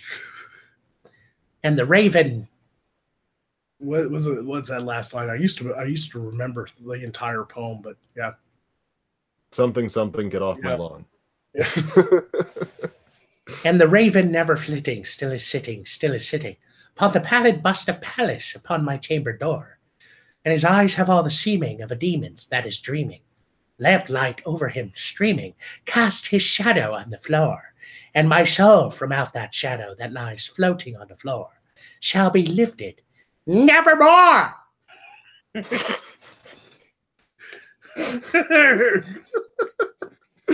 Oh, that was beautiful. Oh man. Mrs. Beardy loves watching your face when you do Poe's voice. She fucking loves it. It's one of her favorite things.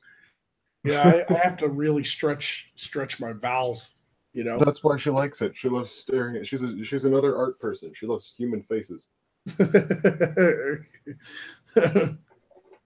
She's the kind of person that'll press pause in the most awkward moment in your video and then make it eternal by drawing it in charcoal. Right? Well, not charcoal, pencil. She'll kill me if I start saying charcoal. That's my medium, not hers.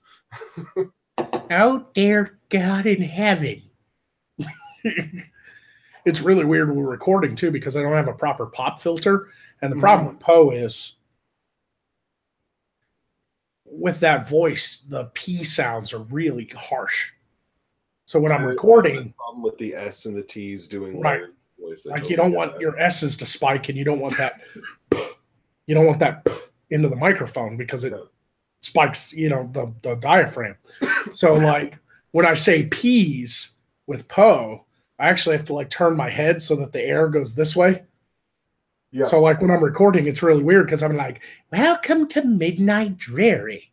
And that's fine. I can, right at the microphone, I can say that. But if I say that first line, when Magog is away, Poe comes out to play. So you have to, like, crack my head over.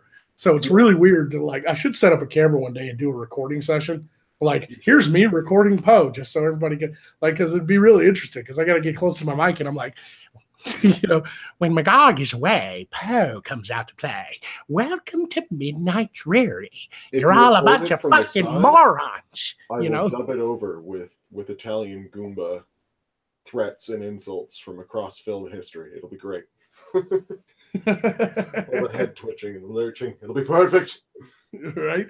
I look like I got fucking epilepsy when I'm recording a Poe. Like that one episode I just did where it's like, oh my God, this guy has pussy everywhere. Pussy raining from the sky. Like I have to, like, crack my head every time I'm saying that.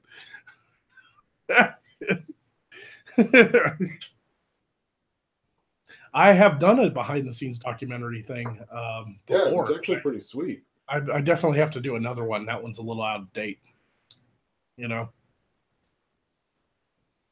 It's a good idea. I should probably do one of those myself. Mrs. Uh, Beardy will probably give that video over 400 views. at 2 Beartis says, Magog's artistic ability is utterly amazing to me. I love when people can take some shit in their brain and replicate it on paper. Yeah, it's also a curse. Trust me. It is very difficult for me to get my mind fucking right sometimes. Like, I'm so like engrossed in what I'm doing that I even forget to eat. I forget what time it is. I forget everything. Like the world doesn't fucking exist around me when I'm in my creative zone. Too, man. Yeah, it's fucking bane of my existence, you know?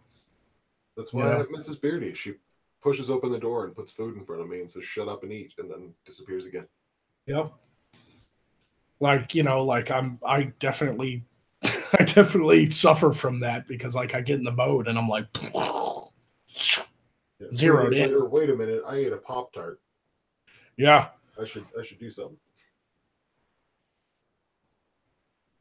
Yeah, responsibilities definitely help kind of curve that, you know. But you know, I guess since I'm not married or have a girlfriend or have kids, I can afford to just pour myself into something, which I guess is really good right now because of what I'm trying to build and what I'm trying to do. That's why the missus lets me pour myself into my end of it. I'm great. Thank you, honey. I know you're. Thank you. I appreciate it. Yes, sometimes I do have wicked insomnia. Like last night, I haven't slept much all week because of how much I've been busting my ass getting all this stuff done for SideQuest. Yeah. So last night I just suddenly like crashed at 9. Like I was just like, I need to just like rest my eyes. Boom. You know, and then I woke up at midnight and I was wide the fuck awake, hopped on the cunt stream for a little bit. And then after I got off the cunt stream and the off air with those guys, I fucking opened up Photoshop and started working again. Before I knew it, it was like, before I knew it, it was 5:30. The sun was coming up and I was like, fuck, I better try to go take another nap or something. You know, it's like, Jesus Christ. Fucking 6 o'clock in the morning. And then my brain does weird things too. The only thing that ever breaks me from my concentration is like the thought of like really delicious food. Like if you've been working for 15 hours and you don't even realize you're hungry, then suddenly your body goes, hey, motherfucker, feed me. So it'll be like 6 in the morning. Now and watching the clock. I've got an hour and 25 minutes till I can have Chinese food. Right. And so I'll be fucking, the sun will start coming up, right? And I'll be like, fuck, maybe I need to quit this and like, oh, just a few more minutes. Like I can get this done. I can get this part done, or I can do this. And then like all of a sudden, like 6 o'clock will hit and my internal body goes, hey, breakfast. You're usually not up at this time. Biscuits and gravy, man. Just saying, throwing that out there. Yeah. You know, like, and then all of a sudden it's like, fuck, I really want some biscuits and gravy. Oh, man. My problem is that biscuits and gravy becomes, I need a roast and some potatoes. Yeah. Yeah. I like to cook meals. I'm bad at I will like cooking meals when I have a proper kitchen. The kitchen in this apartment is this big. I barely fit in it. Like when you open the oven door, you know, like the oven comes down. Done. Yeah. Like when you open that up, it literally comes this close to the cabinet that's that's across from it. Yeah, I don't miss those kitchens in those apartments. You know, so it's like I have like a nice cabinet underneath my main countertop, has my pots and pans in it, and I open the oven and it blocks the door from that cabinet. Like it is fucking tight, man. Yeah, once I move to the studio, I plan on having a complete open floor plan. So the kitchen is literally going to be like this back corner, you know, and it's just a wide open room other than that. And that's going to be great. I'm going to have a little more room and I'm going to be able to grill. Like, God, I hate this apartment complex. They won't let us have grills on our balconies anymore because somebody caught fire in one of the fucking places. Right? Fuck. Yep. That's really common here. Most places don't allow it. Right. So now you gotta, if you want a grill and you have a grill, you have to be 50 feet from the building or 25 feet from the building. It's like, problem with that is I'm on the second floor. Yep. So, and I don't want to just leave my grill downstairs where anybody can just fucking. Yeah. So you got to hoist it down and back up. Fuck that shit. Yeah. So now I'm like, I can't wait to move out to the land because I'm gonna build a nice big deck on the back of that studio. I'm gonna Yep. put a roof over it so the sun doesn't fucking burn me when I'm out grilling. And I'm gonna fucking have a big grill, dude. I love grilling. Man, I'm Oh a shit, grill. Mrs. Beardy's gonna make biscuits and gravy now. Nice. Nice. Thanks, honey. Are you gonna do the sawmill gravy, or is it gonna be sawmill and sausage gravy, or are you gonna do like a weird I Canadian? just heard her charge off into the kitchen. I don't know what she's doing, but she's at it.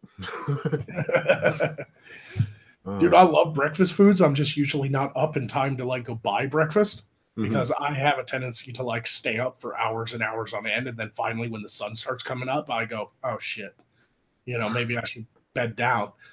So when I am up at that time, I'm like going to McDonald's, man. I'm like Yep. fucking biscuits and gravy, or I'll drop by one of the fucking breakfast sit down places. Yeah, order a Mhm. waffle, get some eggs and bacon, some grits, some nice smothered and covered, you know. So get them fucking hash browns smothered and covered, man. Mrs. Mhm. Beardy says I've never made it before, so I have to find a recipe. Do you have something that you would recommend? You just I mean, biscuits and gravy is pretty easy to make. I mean, I'd be willing to Well, bet you. she makes biscuits. She's just looking for something specific. She's No, like, the whatever, gravy. I whatever mean, this biscuits and gravy is, I shall make this because that's what she does. She yeah, just just Google sausage gravy recipe. I'm sure you'd find a nice one. I mean, most of it's just sawmill gravy, cut up pieces of sausage and salt and pepper, and I just boil it in a pot, or I just heat it up in Well, a, in a we got pot. chorizo sausages in the fucking freezer. Yeah, Yeah, I don't hand make my spicy gravy sausage. because you need like shit for that. Like you need Oh, dead animal parts and stuff. yeah, Like I don't we have got that. that. We got that. Yeah, like you need. I'll make my own gravy when I have a kitchen to do it, but I don't have very much storage space here. Like my freezer's this big. Mhm. Like I don't have dead animal parts just lying around waiting for me to make broth and gravy from. Well, I'm looking forward to the day that we can fill your domicile with dead animal parts. Dude, That I'm would be getting a a great chest day. freezer, man. Fuck yes. Because That is the hallmark of e- success. even if I don't hunt on a particular year, I have like 10 friends that do, and they will load me up with venison. Fuck yeah. Like I am fucking excited about moving out to that place once it's built because I'm gonna buy a big ass fucking chest freezer. Fuck yeah. Actually, I don't want a chest freezer because that to me is kind of like out of date. They make these stand up freezers now. Mhm.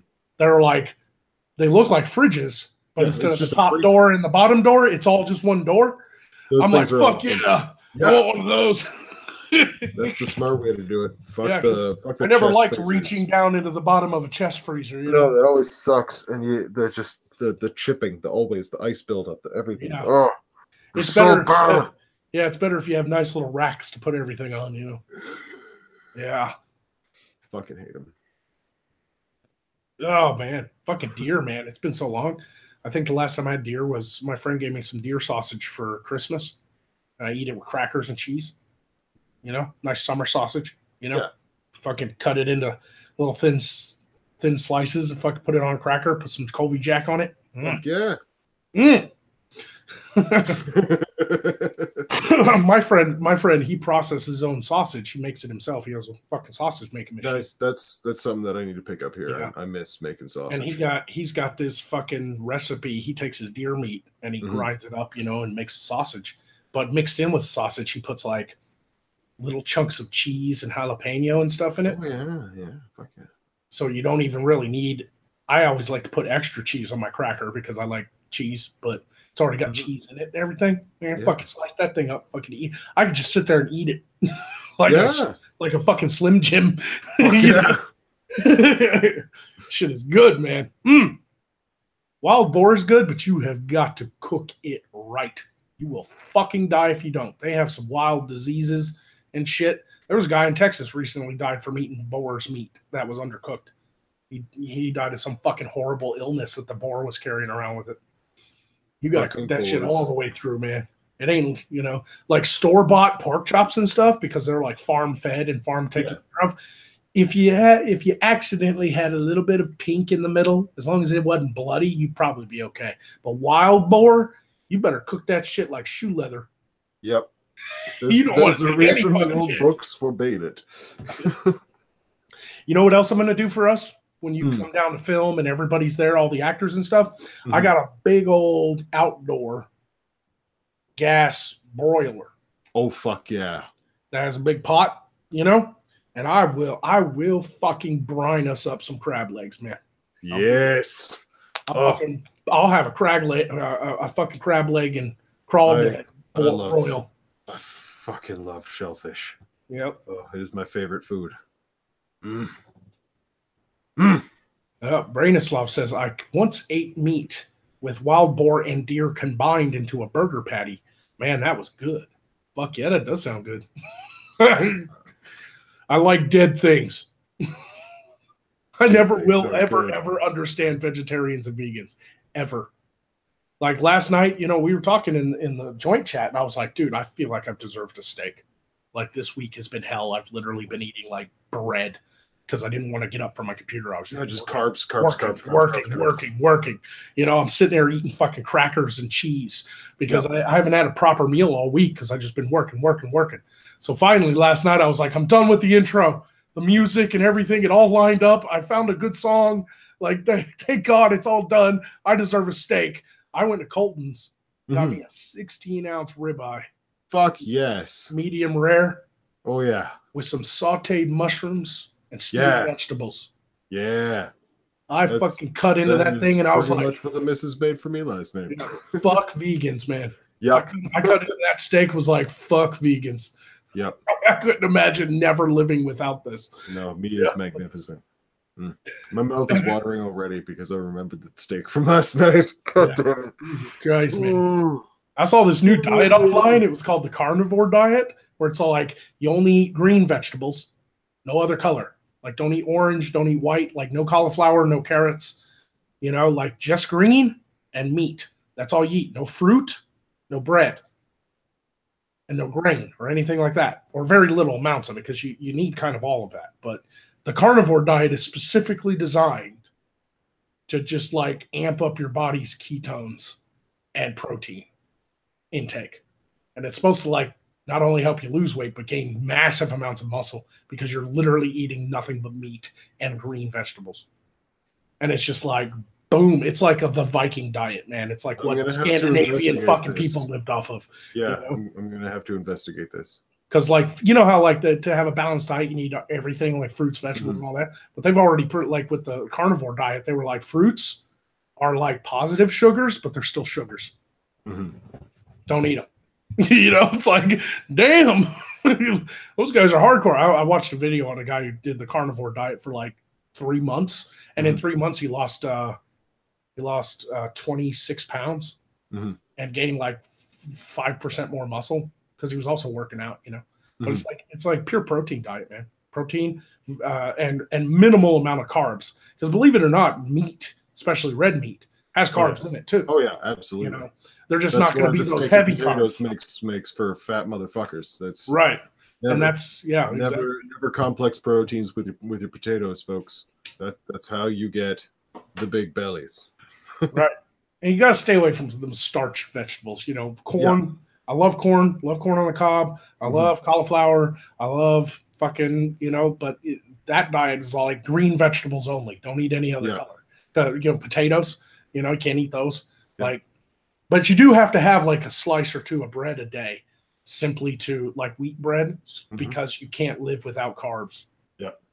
I mean, you just can't, period. It doesn't matter what diet you're on. You have to have carbs. Like they're energy. They're what you burn, you know? Look it up. I was interested in the carnivore diet because it sounds like something I already fucking do. Like 9 times out of 10, I want meat for dinner. Like I don't want other things. I want something with meat in it. I'm a meat eater, man. I'm fucking Southern and I'm a meat eater. Even my salads. Like people are like, salads are healthier. Not my salads. They got fucking like chicken. It's got like fried chicken on it. Got smothered in cheese. Fucking tomatoes and shit. Like it. Brockus says, what if a feeling that Beardy's idea of a salad is just eating a head of lettuce uncut with a bowl of ranch to dip it in?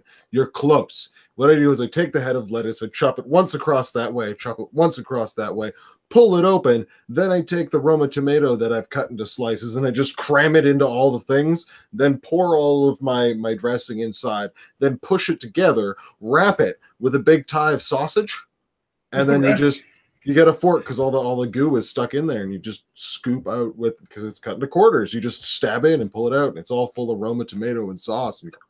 And then when you're done, you got a big ring of sausage, and you just have a whole bunch of sausage.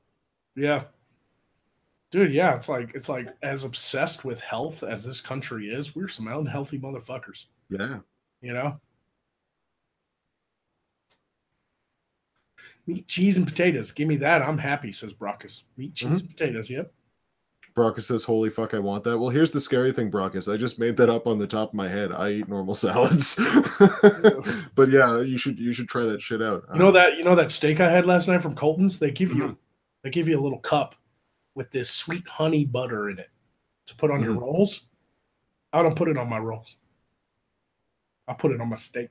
It fucking melted. And it just balanced because steak is like a good steak. Butter on steak, fat plus anything equals more flavor. A good steak is really salty and tangy. It's got that blood taste, especially medium rare, right? And I love that. But to balance it out, you get that sweet honey butter on it, and it melts on the hot steak. It just kind of oozes into it. Oh, you got the missus intrigued with sweet honey butter. We don't have that here. Oh yeah, that's a big thing in the South. They mix honey with butter. Castle Kilbride says, yes, we need a Magog and Beard cooking show. Yeah, that'll happen. That'll definitely happen. Yeah. There are many things that will happen. We're definitely going to have to do some parodies when Beardy comes to the film. Oh, yeah. We're going to do one where, like, Magog starts the fire with his magic, you know? I'm looking forward to impersonating Emerald Lagasse and shouting "bam" when I smash people in the head with an axe. Right? Just put butter on it. Everything. I'd love to do like a once a month show called the I would love to do like a show where it's like Magog and Beardy, and the show's called like War Chef. And it's like, here's how to cook a proper meal on the eve of a battle. And there's like tents and soldiers walking around in full armor, and we're over there like, okay, we're gonna this whole pig, you're gonna put that on fire. Like, that'd be fucking great. War Chef with the beard bear. Here, piggy, piggy, piggy, piggy, piggy. Here, piggy. Yeah, get in the pit. Get in the pit. Baelish the Bard says combat cookery. Combat cookery. Check out my killer kebabs. Oh yeah, it's there. It's there, absolutely. I would love it if, like, because I'm not much of a cook. Like, people ask me if I can cook, and I'm like, yeah, you poke holes in the plastic bit, put it in the microwave. Like, I'm a cook. I love to cook, but I don't have the kitchen for it. I honestly don't. Like, I can't wait to move because I'm more of a grill master. I prefer grilling. But you know, I can cook the basics to survive. I know how to steam vegetables. I know how to make mashed potatoes by hand. I know how to bake my macaroni and cheese to where it gets that nice crispy layer of cheese on top that's all crunchy. Baked macaroni and cheese is the only macaroni and cheese in my opinion. I'm prone to agree. Yeah, and I do love me some deviled eggs. My mother's recipe for deviled eggs is my favorite. It's got a little relish in it. You know, a little paprika on top. Deviled eggs, my shit. But anyway, I prefer to grill. That being said, if we ever did a show like that, I would actually want it to where Magog was like the judge, like one of the judges. So like Beardy's got to like compete with some other guy, and the other guy is also like a really good chef, but Beardy always just ends up killing him. Yeah, why not? Iron Chef. Like Beardy's over there like chopping celery with the axe head instead of like, and then it's like, up the chef number 3 over there is a lot faster at this than Beardy, and Beardy goes, now he's slowed down because he has an axe in his shoulder blade. That's really going to hurt him. That's really going to hurt him on the points. Just walk over his Magog over there, like carrots, take them back. But just have Magog over there, like with like, I'm hungry. Where's the food? You know, have Poe sit next to him, like, I'd be hungry if I wasn't a dead fucking bird. Shut up, bird. like it'd be funny if Beardy made up like this quail. It's like beautifully cooked with its legs tied together, and it's like this dead bird, you know, and it's got like garnish all around it. He sets it down in front of Magog, and then like crosses his hand behind the back, wait for judgment. And Poe just goes, "Oh, that poor bird! Oh dear God, Mom, what did it do to deserve this? What a horrible fate!" It's shit on my shoe.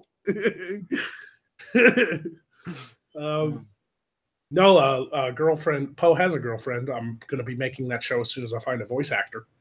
I need a female voice actor who is going to do a secondary show on my channel. I've decided to launch this, and her name's Penny, and she's going to be the same skeleton, just with a bow, with a little skull. I found these little pink bows with the skulls, you know, glued to her head, and her show's going to be called Penny's Dreadful Stories. So there's kind of a play, you know, with Poe being Midnight Dreary, there's a play on like the Penny Dreadful thing, you know, and yep. Penny's going to be the female version of Poe, but I'm gonna have to hold voice acting auditions, see what female YouTuber out there be willing to once a week perform a script so that I can edit it and animate it and all that stuff.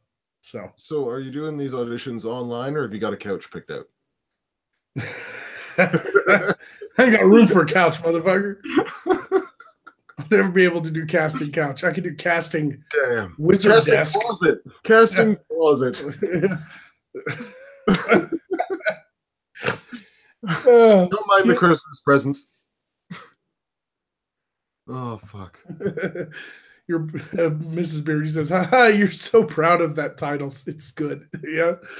I figured Magog needs to start expanding his pet dead things. He is a necromancer. Yeah. So it just makes sense. Plus, I'd love to establish Penny and see if she'd be popular.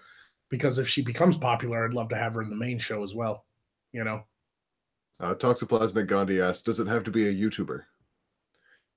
No, but they have to be available. And I can't pay you, so it's best if you're a YouTuber, because what you get in payment is exposure, you know, because your channel name will be in the description, and you know I could put in a little credit, you know, voiced by so and so, but it doesn't have to be. But the problem is I can't pay anybody, so I am offering, you know, exposure at least. I mean, that's something. If you're not a YouTuber, then you're basically doing work for me for free, and that I don't feel good about that, because I can't afford to pay you right now. Maybe one day, but I can't afford to pay you right now, you know. Maybe there is some other way you can make payments. I have no excuse for that. Yeah, please never do that again. Never again. Never again. But yeah, that's that, you know, like I'm gonna have to take auditions though, because it's like, even if you have like a really great voice, I am looking for something specific in my head. And if you don't match it, I don't want anybody who doesn't make the cut to feel bad. I didn't choose you because you have a bad voice necessarily. I chose you because your voice complements Poe's. You get what I'm saying? And that's the hardest part about being a director and a writer and stuff like that. Is like sometimes really talented motherfuckers come in, but they're just not quite what you're looking for. No, Brockus, there will be no more Magog. Never again. that was one off. You know, that's why, you know, I'm trying to find somebody to do Best Night Ever. I was going to do Best Night Ever, but I don't know if I have time. I'm constantly playing all kinds of, you know, I'm already doing Magog. We're launching Side Quest. I want to get to a point where I'm doing 3 streams a week, plus normal content. I'm going to be busy as fuck, and I'd love to do Best Night Ever, but I don't know if I can. Plus, I need to buy the armor and the helmet and all that stuff. So that shit ain't cheap. Time. So basically, what I was going to do was write a script for Penny, and then put it out there publicly on Twitter or whatever. And whoever wants to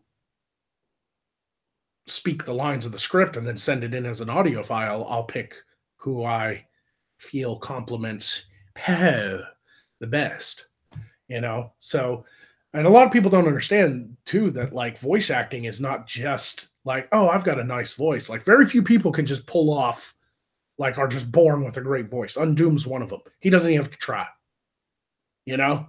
But some people, you know, it's like, yeah, you have a good voice. I like it. But is your level of sarcasm correct? Is your level of anger correct? Yeah, what's your tone? What's your range of tones? How high pitched do you go? Can you stretch your voice? You know, can you make it sound a little different sometimes? You know, that all goes into performances. It's not just like, oh, that I'd love to work with Magog and be Penny. All I got to do is set up a mic and talk into it. No, it ain't. No, it's a lot more than that because you've got to do things. I mean, look what I do for Poe. I got to sit there and do like multiple takes because I also have to pick the best one. It's not just like I said the line. Why didn't you like it? Well, say it again. You know, I do 3 takes per line in Poe. Mm-hmm. So like I sit here and I go, when Magog is away, Poe comes out to play. Welcome to Midnight Dreary. Then I take a breath because I cut the breaths out.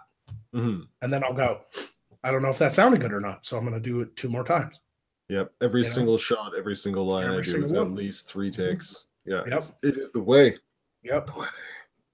At least 3. That's how come I got so used to saying it. Your repetition. Yeah. It gets to a point where I don't even miss a beat anymore. You know? Mm-hmm. When Magog is away, Poe comes out to play. Welcome to Midnight Dreary. You know, or the ending. I never know if that stretch on always is going to work. So I got to do it 3 or 4 times where it's like, remember, things could always be worse. And see, I kind of broke my voice there. So I'm like, fuck, I got to redo that. Yeah. Remember, things could always be worse. You know, and it's real. You know, it's not just like, oh, I get to work with Magog and all I got to do is read this thing. No, you got to perform. You better send me a sound file that's like this fucking long. And you have to have good recording equipment. You know, a good microphone. Yep.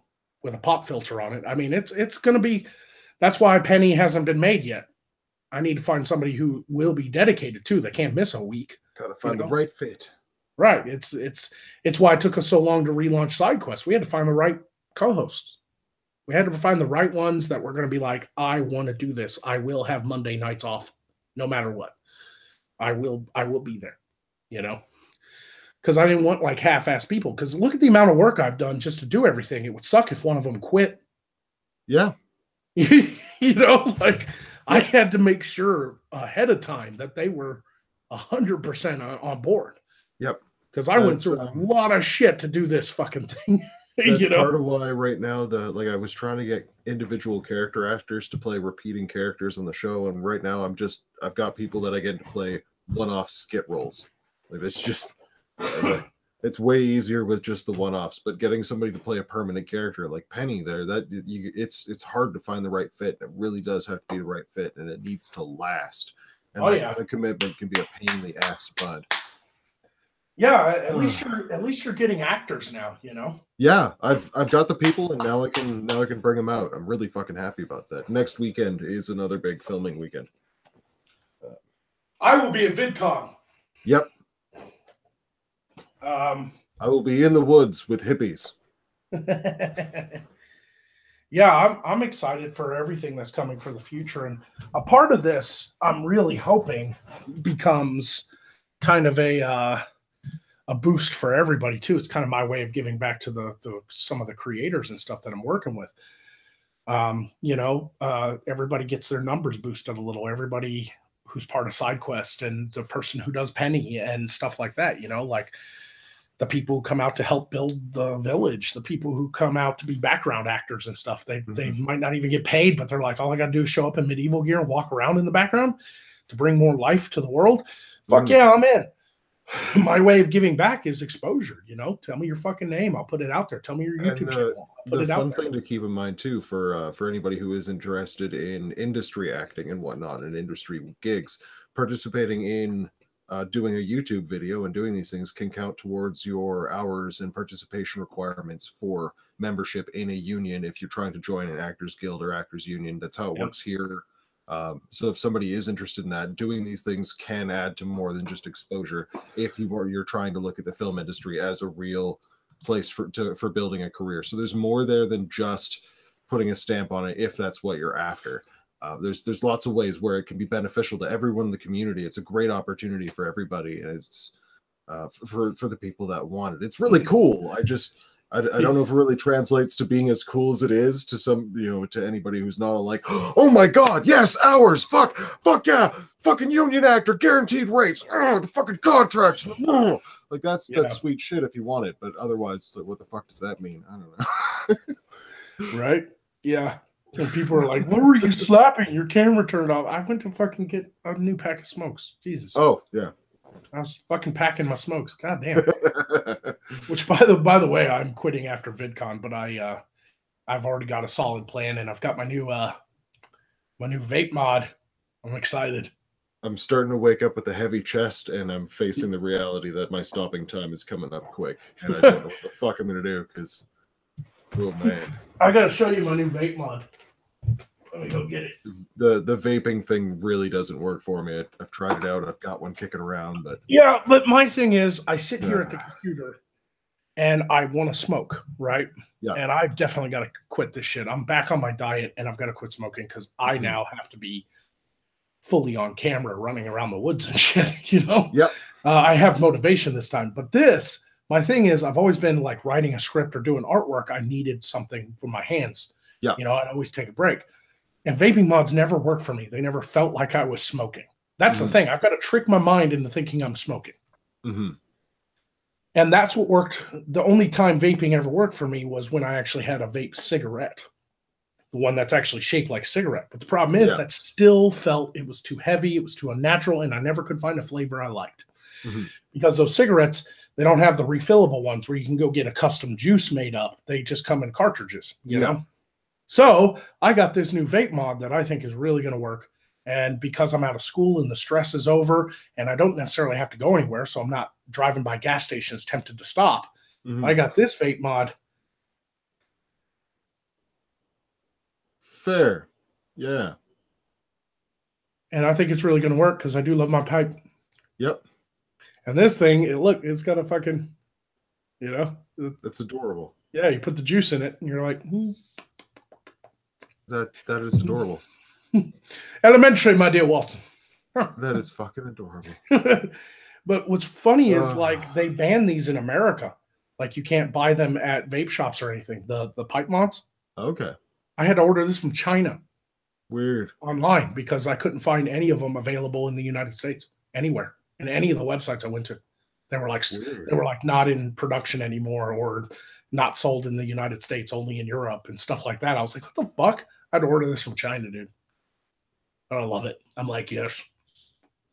Mrs. Beardy says that she needs one. Honey, if it's having trouble getting into the US, it's probably not going to be able to get shipped into Canada, but you can try. I can order another one, and when you come down to film or whatever, you can grab it and take it home with you.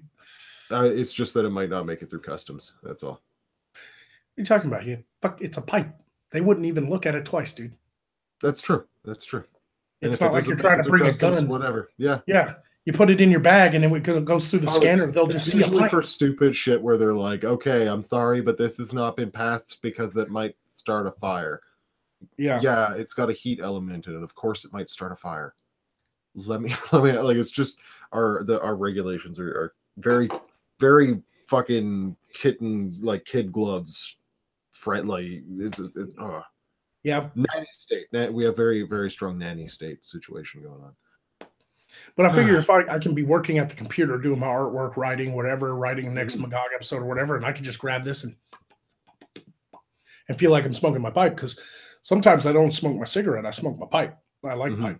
So if I can get that feeling, I think I can overcome my smoking. Because the last time I quit was in the military, and it was before I went to Iraq. I was fully clean.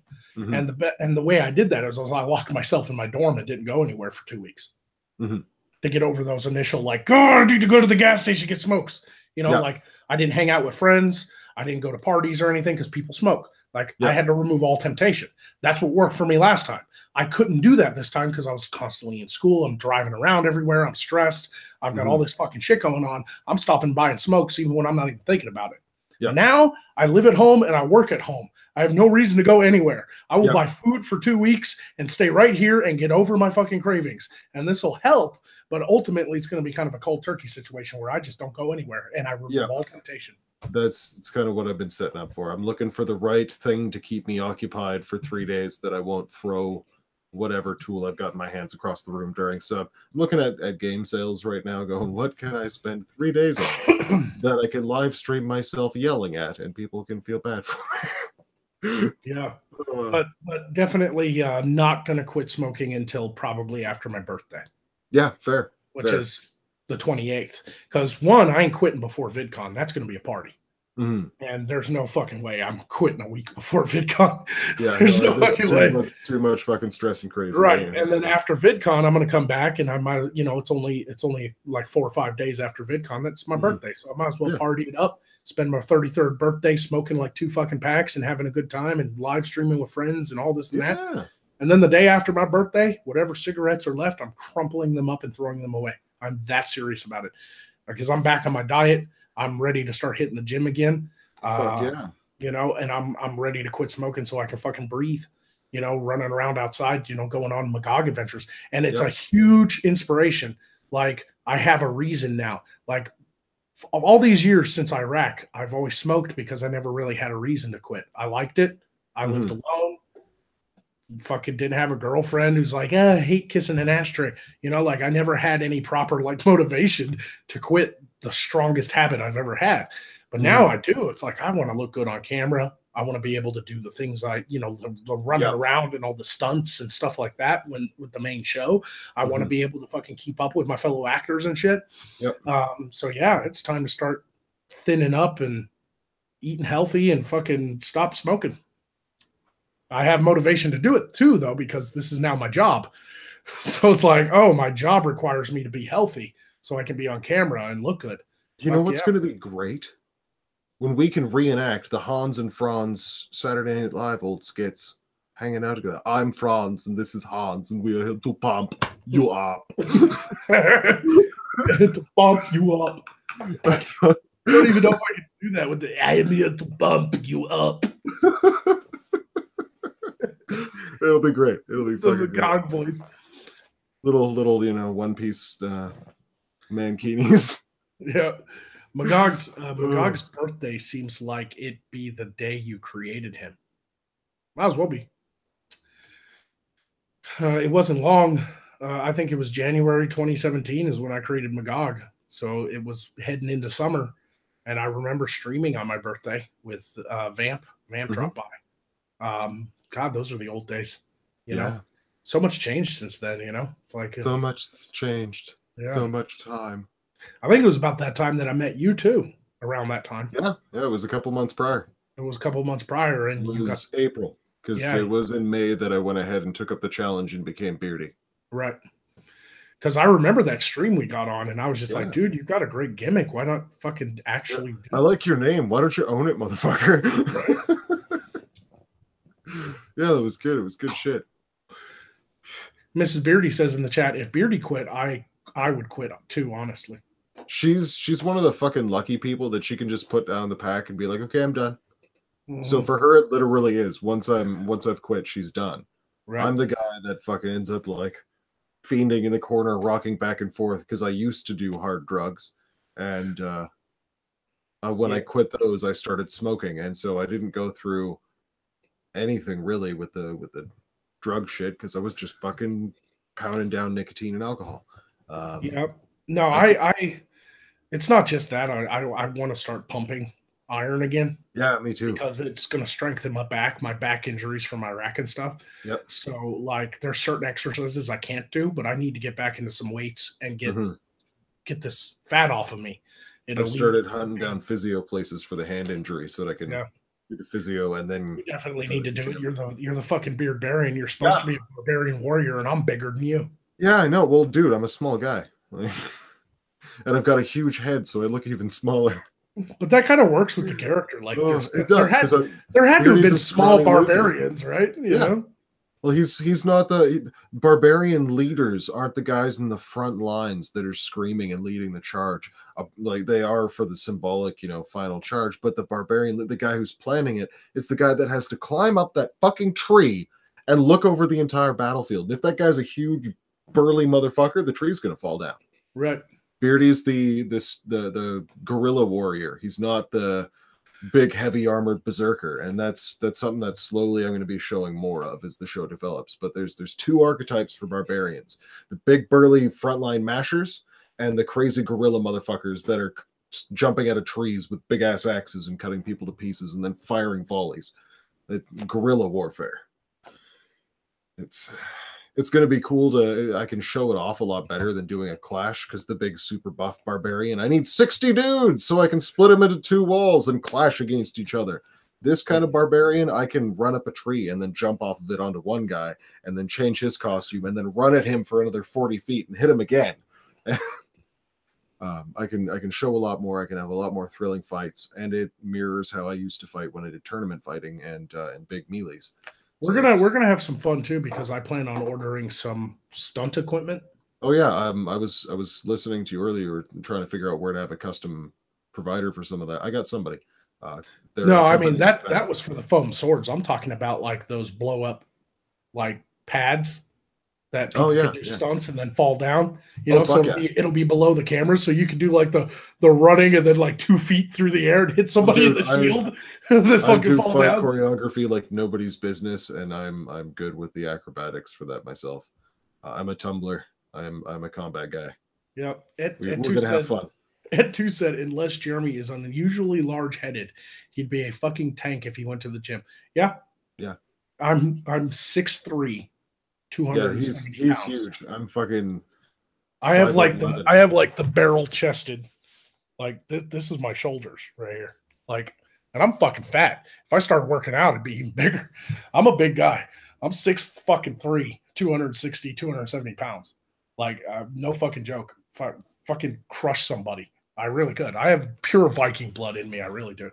Like my dad did the Ancestry.com thing where you swab your cheek and send it in. Mm-hmm. And it came back with a map, and it was just like our bloodline was Scandinavia, England, Ireland, and Scotland. That was it. Yep. 100% fucking Saxon Viking blood. Like, we thought we had a little German in there. Nope. Mm-hmm. No. Turns out no. No, it's all Scandinavia. It's all fucking Scandinavia, England, and Scotland and Ireland. Yeah. I'm fucking pure fucking huge barrel-chested country boy, man. Fucking no joke, dude. If I start racking up the iron, dude, like, yeah, I'd love to thin out because I'm kind of tired of being chubby.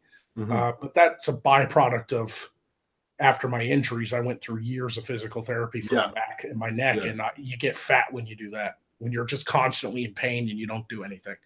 And now that the pain has subsided, I really feel like I can get back into it. Mm-hmm. So I just got to take it easy. A lot of like my physical therapists through the military straight up told me no high impact exercises anymore. Yeah. Period. You're going to fuck your back up bad. You blew a disc in your neck, you're done. Yeah. I blew a disc in my fucking neck, and my lower back has a compressed spine. Mm-hmm. Like I have a compressed lower back. It's like, it's just a byproduct of what I did in Iraq. Yep. And I can't run, and that's a killer. Yep. Because running helps you lean out. Mm-hmm. And but it's high impact. My feet hit the fucking ground, and it reverberates up my spine, it kills me. So they got those funny bike frame harness things now. It's the big U, and you put yourself in a harness. It removes all the impact from running, but you can still get the exercise. They're pretty dorky looking, but they're cool. I mean, essentially, when I move to the studio, I'm going to dedicate a small corner to my punching bag and my elliptical, because it's like running, but you're hovering over the ground. So you can get the really fast, go really fast, like you're running for miles, but you're not impacting. That's kind of what the harness setup does, but without having to grip anything. It removes the weight from your knees and just suspends your weight. So instead, you're just getting the movement and the traction and pushing against the treadmill beneath you. It's pretty neat. It's fucking neat. But eventually, I want to get the right body, and lose the weight, gain the muscle, get the arms. Mm-hmm. But I'll still be wearing those real loose-fitting robes, so that eventually one episode, Magog's like, comes across some barbarian who's like, that's it, no magic. how about you fight me like a real man? And Magog just, fine. All oiled up Oh, and everything, shit. a little bit of glitter. Fucking takes off the his lens fogs up. Yeah, like a fucking throw off the robe, and I've got like ripped muscles, but then there's like a My Little Pony tattoo on Magog's chest. This is Glitter Balls. Rest in peace, Glitter Balls. Oh fuck. Swimming is the other exercise I love to do. Demon Hobbit just mentioned that, and that is a huge plan of mine. I have a friend down here in Arkansas that puts in ground pools for a living, and he said he'd cut me a deal.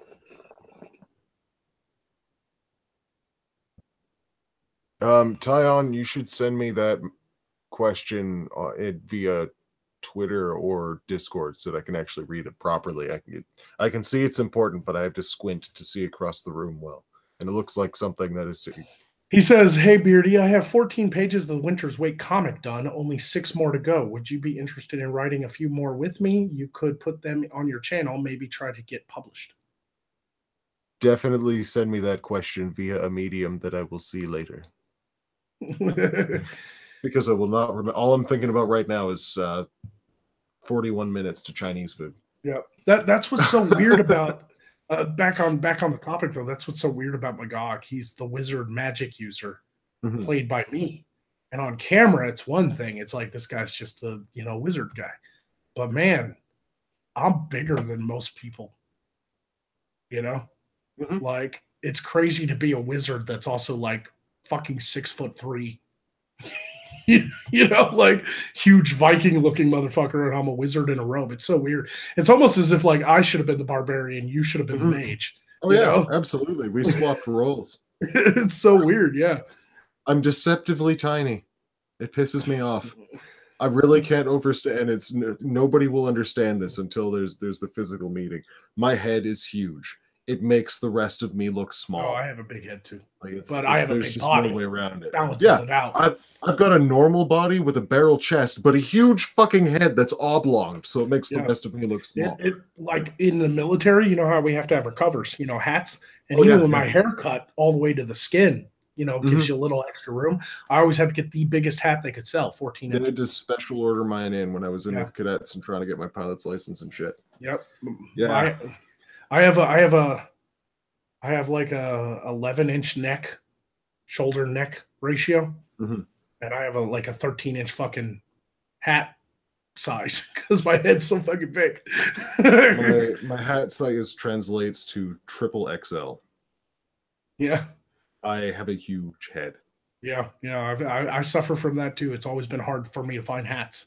Yeah, that fit. Man, that's why I make most of my own hat. That's why I got like the beardy hat. It was like, oh, that's a cool hat. I've had that hat for like 3 years, because it's the only fucking hat I can get that fits. I gotta make shit out of fur and stuff. Now, luckily, they make helmets extra large because you're supposed to wear like a helmet cap and stuff. Those helmets don't fit. Bullshit. They don't fit over this. That can't be right. You've got a I have a huge fucking head and it's oblonged. That's the problem. It's not big all the way around. My head is oblong, so it pushes and catches on those two spots. You have a strange cranium. I do. I have a very large and strange head. I might be an alien or a genetically modified super soldier. I'm not sure which, but we will find out. Casey's back in the chat. Wow, holy shit, you're still streaming. Yeah, I guess it has been a while, but I've just been enjoying talking to Beardy, man. Yeah, we've been chilling. Yeah. I mean, it's been a while. We've been busy. Yeah, it has, excited for the show, basically, is where we're at, Oh, on a bright side about my gigantic head, all my new gear is so, there's so much of it, all the padding. My head finally looks proportionate when I have it all on. It's amazing. Yeah, you've definitely got a little bit more of you're bulked out a little more because of all the padding. I got to add 4 inches to my, 4 inches in every direction of my body in order for it to be proportionate with my head. I have to get huge. I will never be proportionate. I will always look kind of scrawny because of the size of my head, which will be funny because I can do the Bruce Lee thing even if I'm super huge. It'll just look like I'm lean all the time. Right. Right. Gonna roid out and nobody will notice. Yep. Dude, I'm down, man. I want my own home gym and a swimming pool. Like, Yeah. I know that I'm like poor and I have to raise money to do the show. So paying $10,000 for an in-ground pool is not a good idea when you're trying to fucking make ends meet. But when you have a friend who puts pools in for a living and is willing to do it through his personal company and just make me have payments, I'm fine with that. Fuck yeah. You know, like he's going to even cut me a deal. He's like, I'll dig the hole and put the pool in. But if you buy all the equipment to clean the pool and all that stuff and fill it yourself, then I'll cut, you know, he's like, I'll do it for like $4,000. And I was like, fuck yeah. Because I'd love to have a personal swimming pool. I've never liked swimming in public because I'm so public pools are gross. I'd moving water or a private pool. Those are my two options. I don't even like lakes. It's got moving water. I swim in moving water. Yeah, no, I definitely want, and I'm thinking about doing saline instead of chlorine because it's easier on the eyes, you know.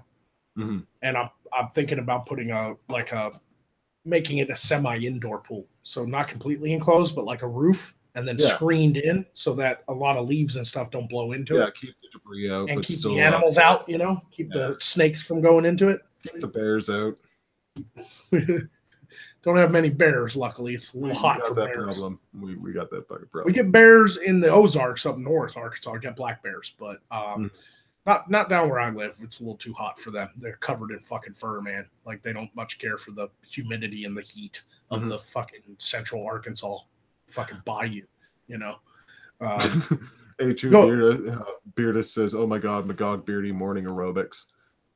Yeah. I'm going to do a fitness video. I'm currently trying to figure out the logistics of it, but there will be a Beardy full-on fitness video. It's going to be an hour-long workout video. It's going to be fucking great. Yeah. I'm going to hate myself by the time it's done, but it's going to happen.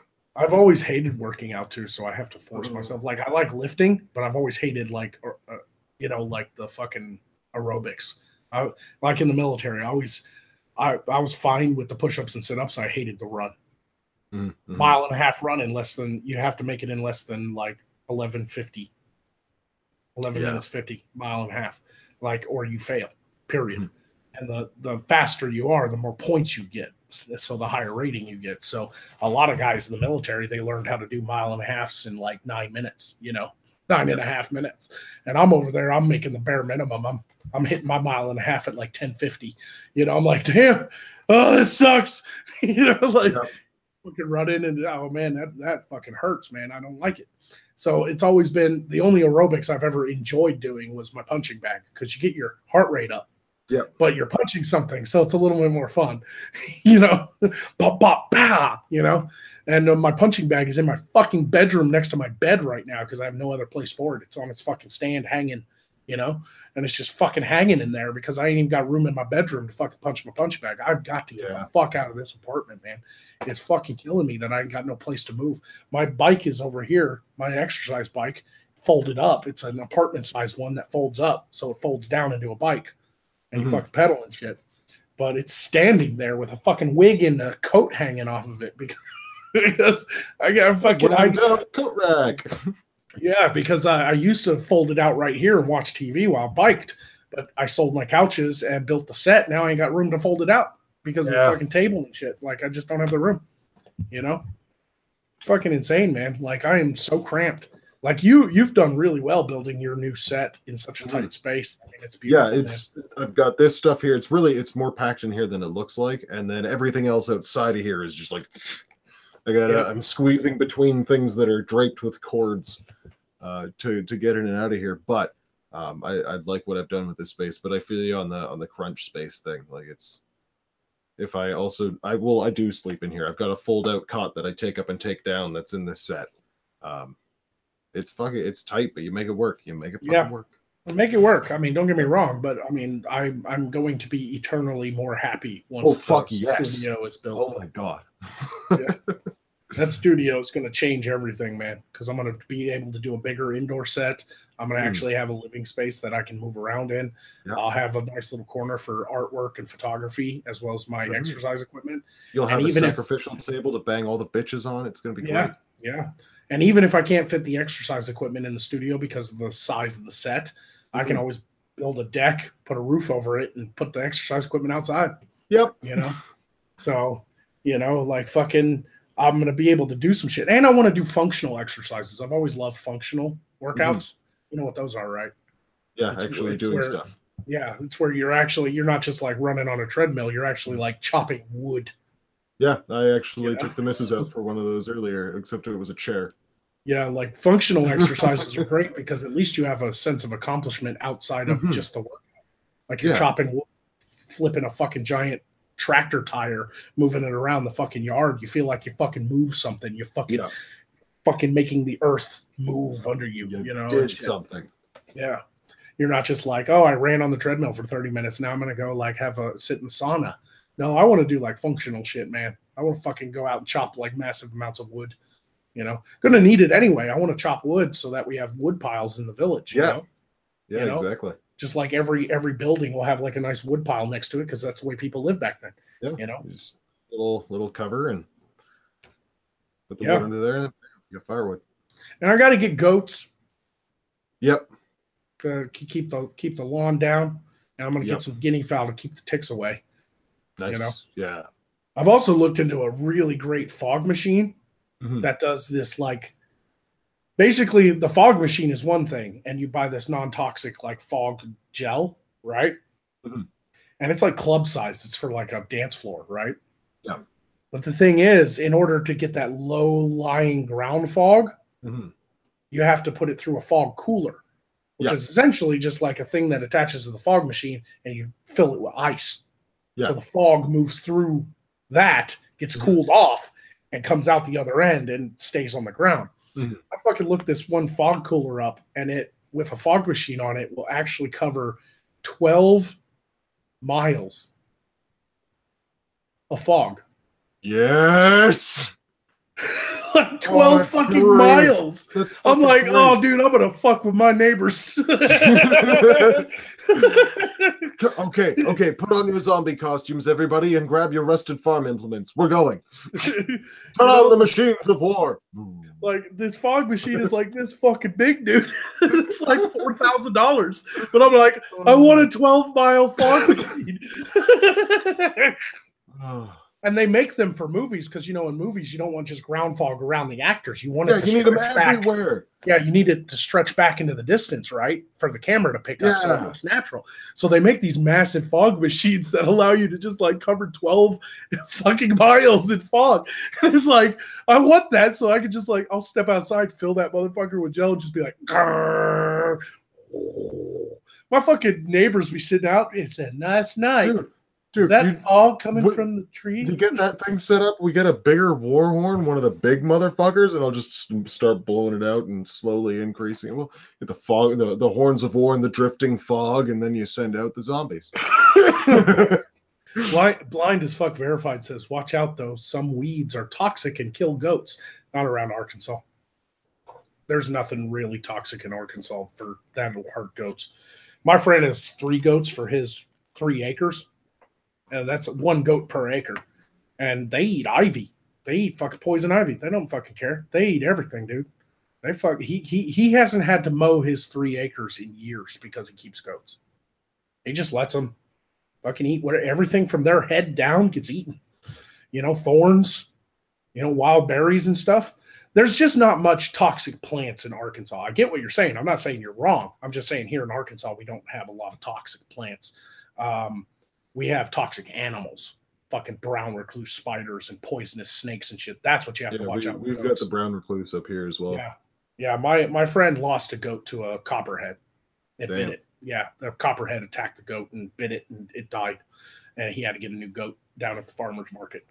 Please don't hurt me. Yeah, that happens sometimes. The other 2 goats killed that snake though. Good. It got one of the goats, but they stomped the shit out of that fucking snake until it was dead. Rest in peace, motherfucker. You know?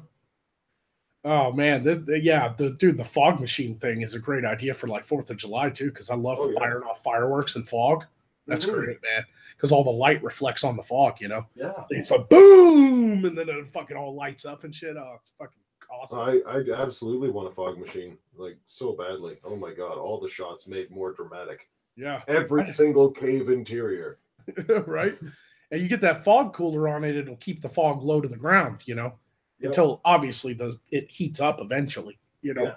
and dissipates. But you put it through that fog cooler, man, and it'll keep it that low ground fog, man. It looks creepy, dude. You know?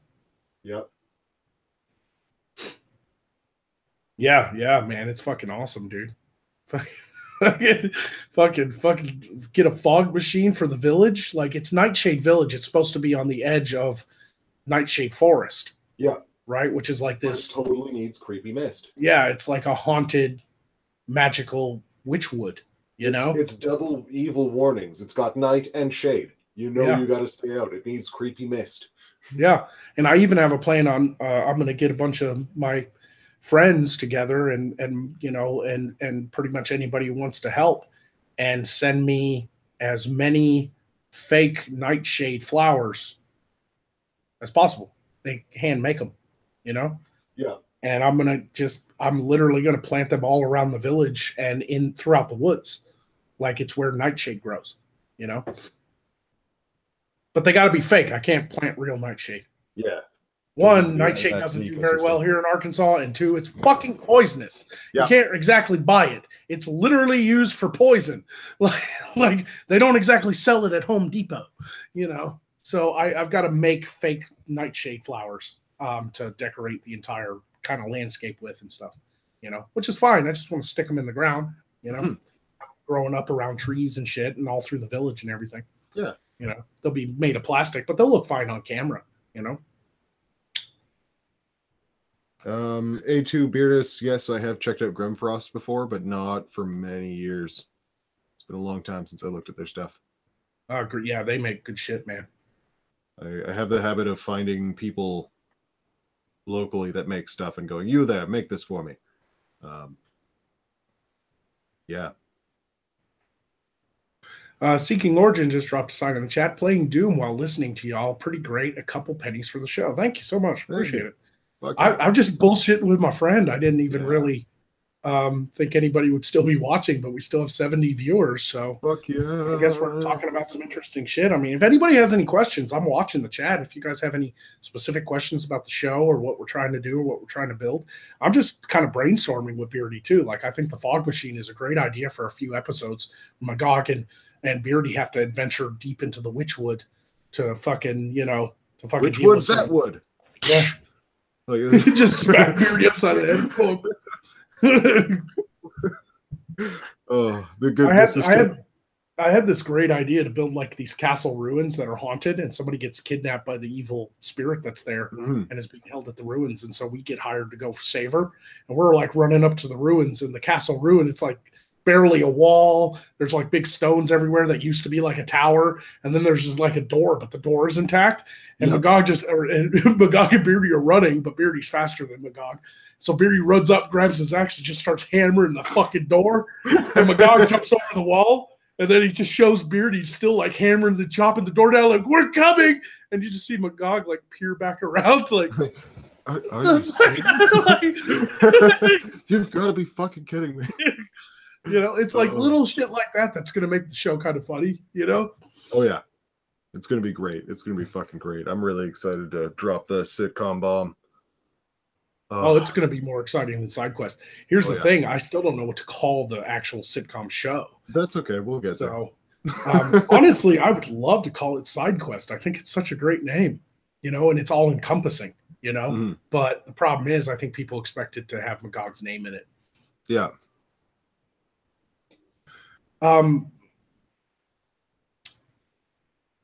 Branislav says, how many episodes do you plan on to make in season 1 when everything has come together and the village is built, the actors are hired, and we are ready to shoot?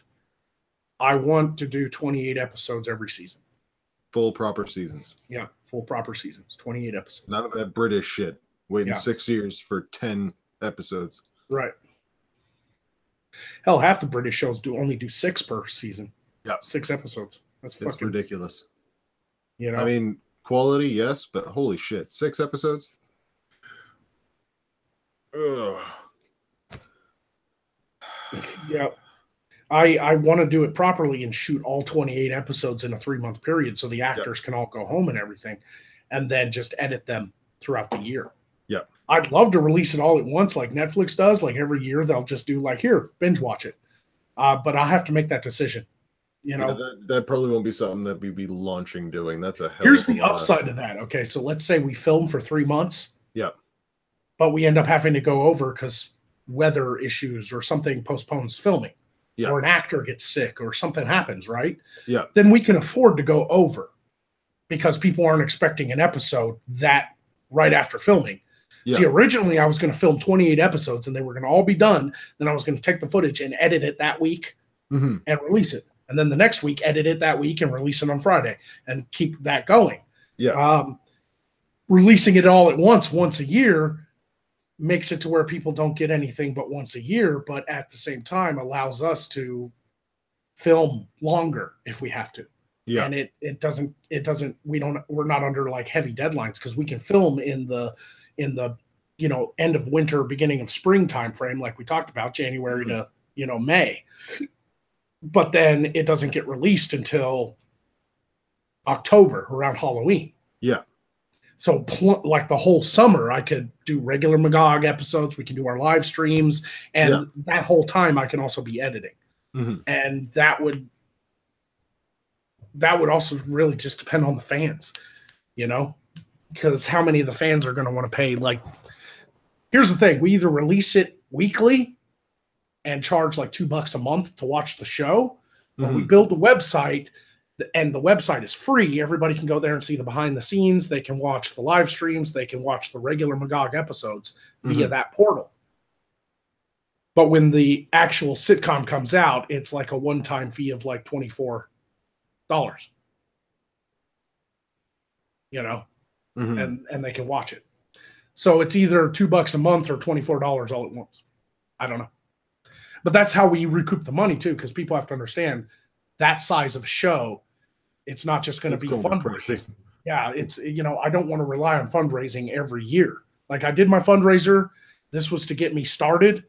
I plan on giving everybody much better content because of that money, but I don't plan on doing that every year. I need to charge for this product. Yeah. So people who given to the GoFundMe are going to get really great content. They're going to get behind the scenes. I'm going to do custom emails.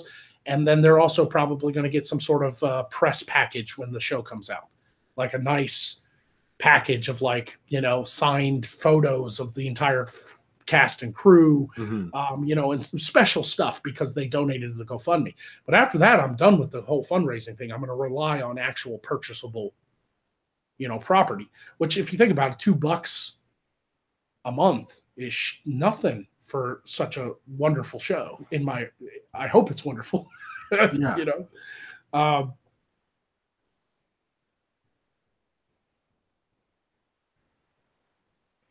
Borg Halo says, me and my soon-to-be wife or fans of yours have been watching you since you are on Sargon?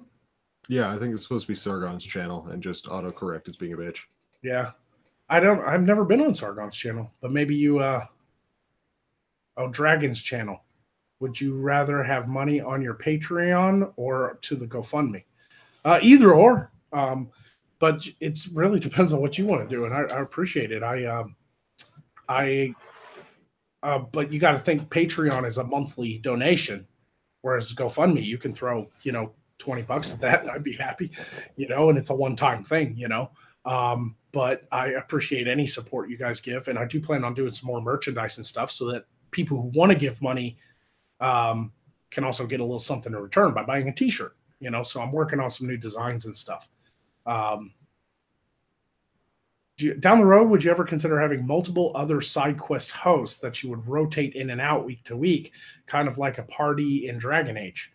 No. It's hard enough to find so people. Much work. Yeah, it's all the overlays and the special attack moves and and the changes of the overlay and everything to match each character. The health bars all have to be customized, everything, and it is hard enough to find people willing to actually be characters. Yeah. I mean, it is really that hard. It requires more work than it took us months to line up the two that we had. Yeah. That we got now. It took us fucking months. They had to work out their schedules, and we have to work around so many other people and everything. I'd love to do something like that one day, but I don't think it would ever happen on side quests. It'd probably happen in the show, because get different actors to show up, be different characters that Magog goes on adventures on, but I don't think it'll happen with side quests. The closest thing that'll happen to that regarding the streaming is Tavern Talks, when it's the two of us and we start bringing on guests. But changing it the whole gimmick would be a nightmare. Yeah. We might have guests, because I can do like a little drop down thing that features the guest's picture, but it wouldn't change. It wouldn't have a health bar or anything. It would just be and that's if we do that, because right now the format, it's pretty filled up 2 hours. Yeah. We all have 20-minute segments. And with banter in between, that's going to be 2 hours, It'll be a solid show. Yep. Orcat says, Magog, would you be interested in my family's mead? Later on in your project, we don't have money, but we have been working hard on it. Sounds awesome. Make a Magog and Beardy mead. And bottle it and make labels and shit. I will buy that shit from you. Or make mead based on Morscar, like Nightshade mead, because that's the name of the village. It would be cool if they had like custom bottles of mead around the village, That'd be kind of cool. And it doesn't even have to have a label on it. You could just make mead in bottles and send them to me. I'll fucking drink them. And I'll shout you out or whatever. If you guys are making it in a business, if it's not just a family thing. Says, when is side quest coming back? Because he missed the beginning. The 18th, 2 days. Yep, Monday, 7 p.m. Central. 7 p.m. Central. We're going live with side quest. Yeah. Also, because it's the first episode of the new season, it will be on the main channel, because I want to get it out there and get everybody knowing that it exists. Because right now, only the people who watch my live stream channel know that it's happening. I really want that to change. I want more people to come over to the live stream channel, subscribe. So that first episode, we're actually going to be on the main channel. So watch out for that. I thought about keeping it on the main channel. We've discussed a couple different options. We discussed keeping it on the main channel or starting an all new side quest channel just for side quests, so that Magog live streams could still have like this out of character stuff and wouldn't break immersion, because the hardcore fans that like to see me out of character know that Magog live streams is where I do it. So maybe because the show is actually an in-character show, maybe it should either stay on the main channel or be on its own channel. What do you think? What do you guys think? Put it in the chat. What do you guys think? Would you like to see a side quest channel just for side quest and like behind the scenes bloopers and funny little videos and stuff that'll also be added? Or do you want to or would you rather see it on the main channel? Because I think Magog live streams has become kind of more my announcement channel, where I get to be out of character and just talk to my fans and do the Patreon stuff and and all that stuff. Yeah, that definitely is the direction that it's gone. Yeah. And I'm fine with that, because I wanted to do that anyway. Yeah, and I know I didn't want to be out of character on the main channel, because people are like, oh, you're totally breaking immersion. So I'm not getting rid of Magog live streams, but I don't know if we should do a side quest channel, because I don't know if people want to subscribe to yet another channel, or if they just really rather have it on the main channel because it's in character stuff. It would fit with the rest of my, funny videos and everything. A lot of people are saying do another channel. If it's not inconvenient. Hey, Magog, when did you come up with your character and Morscar? I came up with the character around the holidays of 2016, and I started the channel in January 2017. But Morscar has been the name of a company.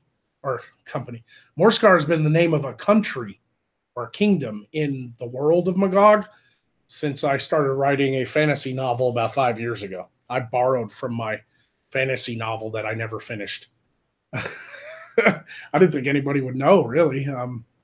I didn't even think it would become popular, so I just borrowed it. I didn't think about linking that story to Magog or anything. I just was like, Morscar sounds like a good name, So most people are saying, yeah, they'd be fine either way.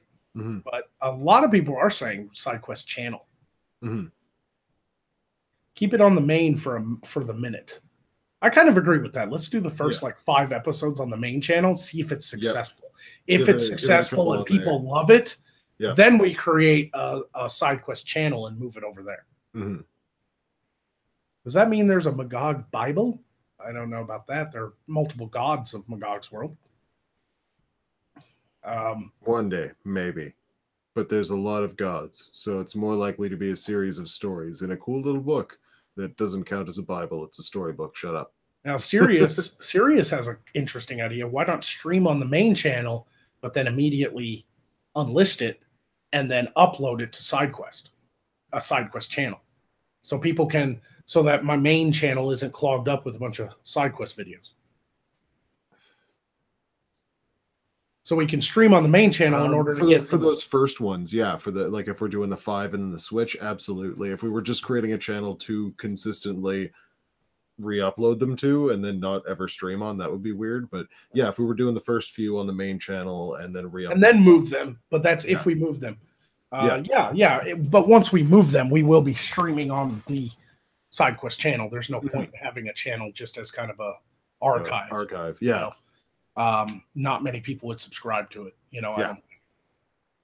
I think that's what we'll do. We'll do the first couple, maybe 3 to 5 episodes on the main channel. Mm-hmm. And if it's successful and we're getting the audience and the people really love it, because that's the only thing is we've been working really hard to prepare for all this. Mm-hmm. But we still have no idea how we're all going to mesh.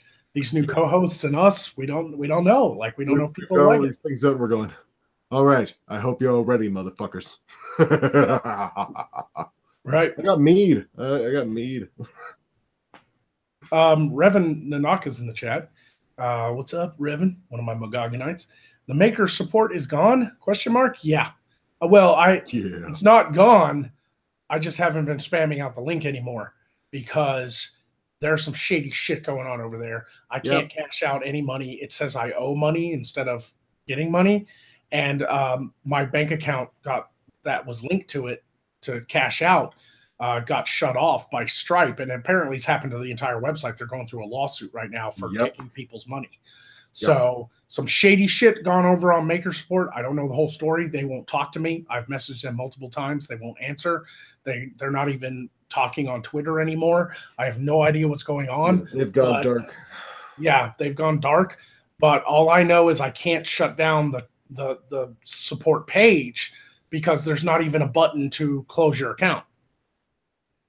So it's just stuck there in limbo. So I'm not shilling Maker Support anymore. Like, they are fucking my fans and they're fucking me. Yeah. And so I will not, even if they get it all fixed and it was all big misunderstanding and the lawsuit or whatever's going on gets over with and they're found not guilty of whatever they did, I'm still just going to request to have it shut down and go back to Patreon. Yeah. Like, I'm sorry. I joined Maker Support like a lot of other YouTubers did because Patreon tried to do some shady shit. Patreon double backed and was like, sorry.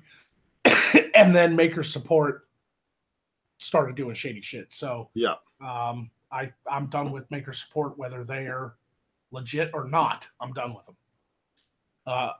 The moment they allow me to shut down my page on that and gracefully bow out from their services, I will do so. Mm-hmm. And if I have to fucking sue them to get them to release my page and forgive whatever debt they think I owe them, I will also do so. Yeah. So Patreon is definitely just the more superior site. And so far, they haven't tried to do anything shady. They tried that one thing, and it got such a backlash. Yeah, they got such a backlash. They backed off. We're like, oh, sorry, we're not ever going to do that again. Please come back.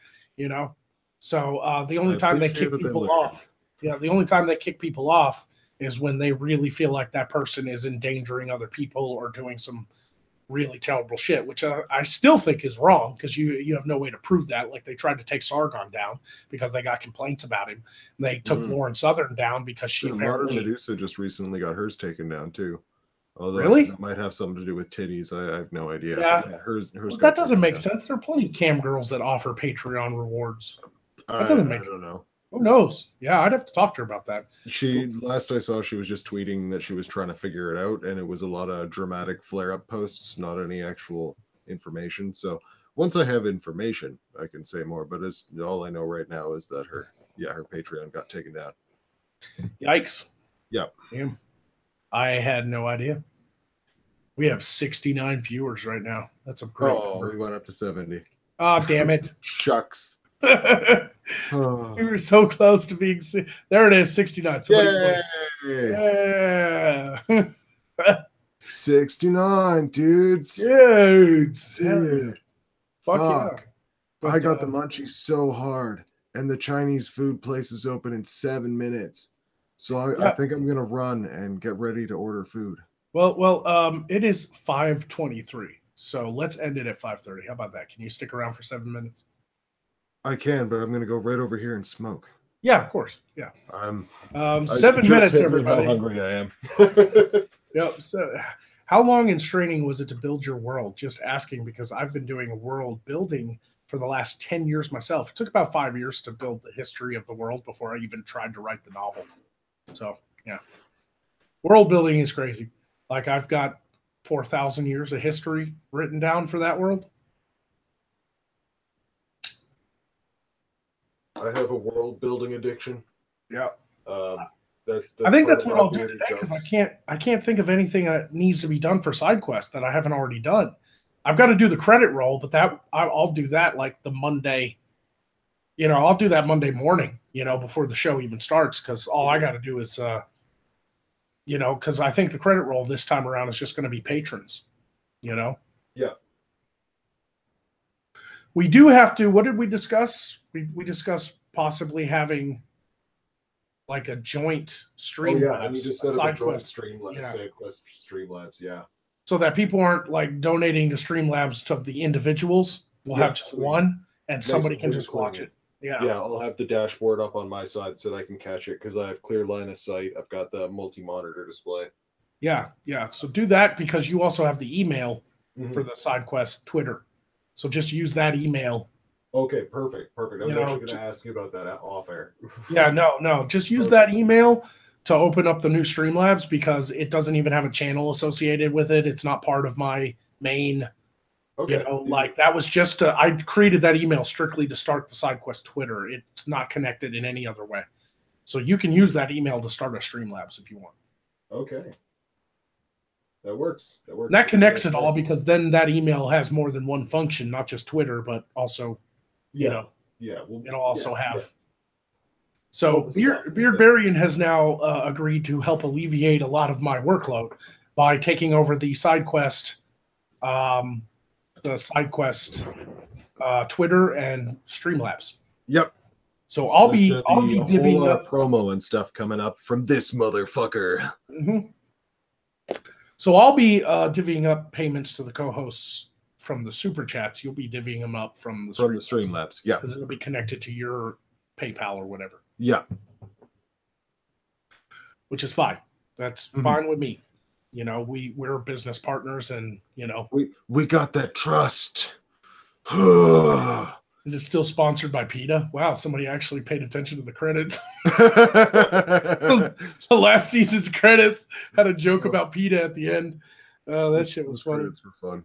It was like every animal was harmed in the making of this. Sponsored by PETA.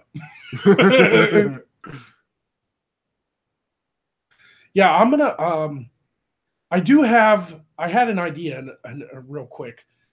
When we die and the little skull appears. Mm-hmm. I wanted to make it to where no matter what, you can't be revived until 2 minutes has passed. So whether you stay dead or whether you're revived by the chat, it has to be after 2 minutes. So I was going to do these overlays when the skull appears. When I hit that button, there's going to be like a red clock that would look like blood and would slowly count down 2 minutes over each skull. I like it. so that it on screen it shows the 2 minutes passing. Yeah. Didn't Undoom do something in the credits too? I'm thinking sound. There was a lot of people credited that were friends of the show and stuff. Yeah, they didn't do anything. It No. was fake credits. We had like Sophane and Fat Pat as like the fucking pizza dudes or something. Yeah. Like, you know, like Failure was in there like 12 times. Yeah, Failure was like the fluffer. Yep. Like I threw Undoomed in for sound design because he makes music and shit, you know. But it was all just like it was a joke credit roll. Like they didn't actually have anything to do with the show. It was for fun. It was good fun. The whole goddamn thing was a fucking gag. It really was. Like we had fucking Jeff and Nick, you know, Jeff Holiday and Nick Wizard of Cause was like the drug dealers. Yeah. Yeah. We did. You know, and like different musicians. It was Bunty King who was the pizza dude. That's right. Yeah. Yeah. No, I threw those in just as a joke. Like people got to the end and were like, "Oh my god," you know. But they had nothing to do with the show. We just threw in a lot of YouTubers we got along with at the time.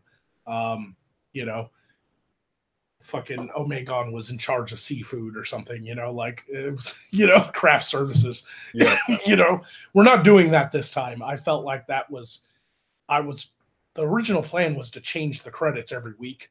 Mm-hmm. Say different funny things, but it became too much of a work. Mm-hmm. And so this time around, we're just going to put in monthly patrons. So I only have to redo the credits once a month, just like I do with the main show. That's why the main show still has a maker support at the end credit thing, is because all of the month of May patrons, it was the same video. I created it at the beginning of May, and I used it all throughout May. And then anybody who joined in May will get credited in the next month. So that's just the way it's good. So I've got to do the death clock. Death clock. I've got to do the death clocks, and I've got to do the credit sequence, and I think I'm done. I mean, everything else is done. We just got to do the test stream. So I'll do that today, and then I'm going to get to work on the map of Morscar. Fuck yeah. I just feel like working in Photoshop. I ain't got time this weekend anyway to do a regular episode. So I might as well take what time I do have and just do the artwork and prep for side quest. Continue for side quest. So plus we need a background image, and I haven't been able to do the promotional images yet. So we'll get there. Because you know, like before Hangouts pops up, there's a background. Yeah. And it used to be just the painting of me, you, and Vamp. Yeah, now I've got to think of something else. Yeah. So I'm probably going to do the map, and it'll appear behind us. Do the map, and then depending upon the size of it, you could put little colored flares or stars, one for each of the where everybody point is of origin. Right. Where's the character from? And that'd be neat. That could be fun. Yep. So it is now 5:30, my time. We are going to go ahead and end this stream. We've been going for quite a while, just kind of BSing. Thanks, everybody. Yeah. So thanks for everybody for coming by. I just felt like streaming, talking to the fans, giving you guys an update, and announcing side quests. So you guys take it easy. Thanks for coming by. Thanks for watching. Thanks for listening to us BS and do all kinds of stuff. And we'll see you on side quest Monday, 7 p.m. Central.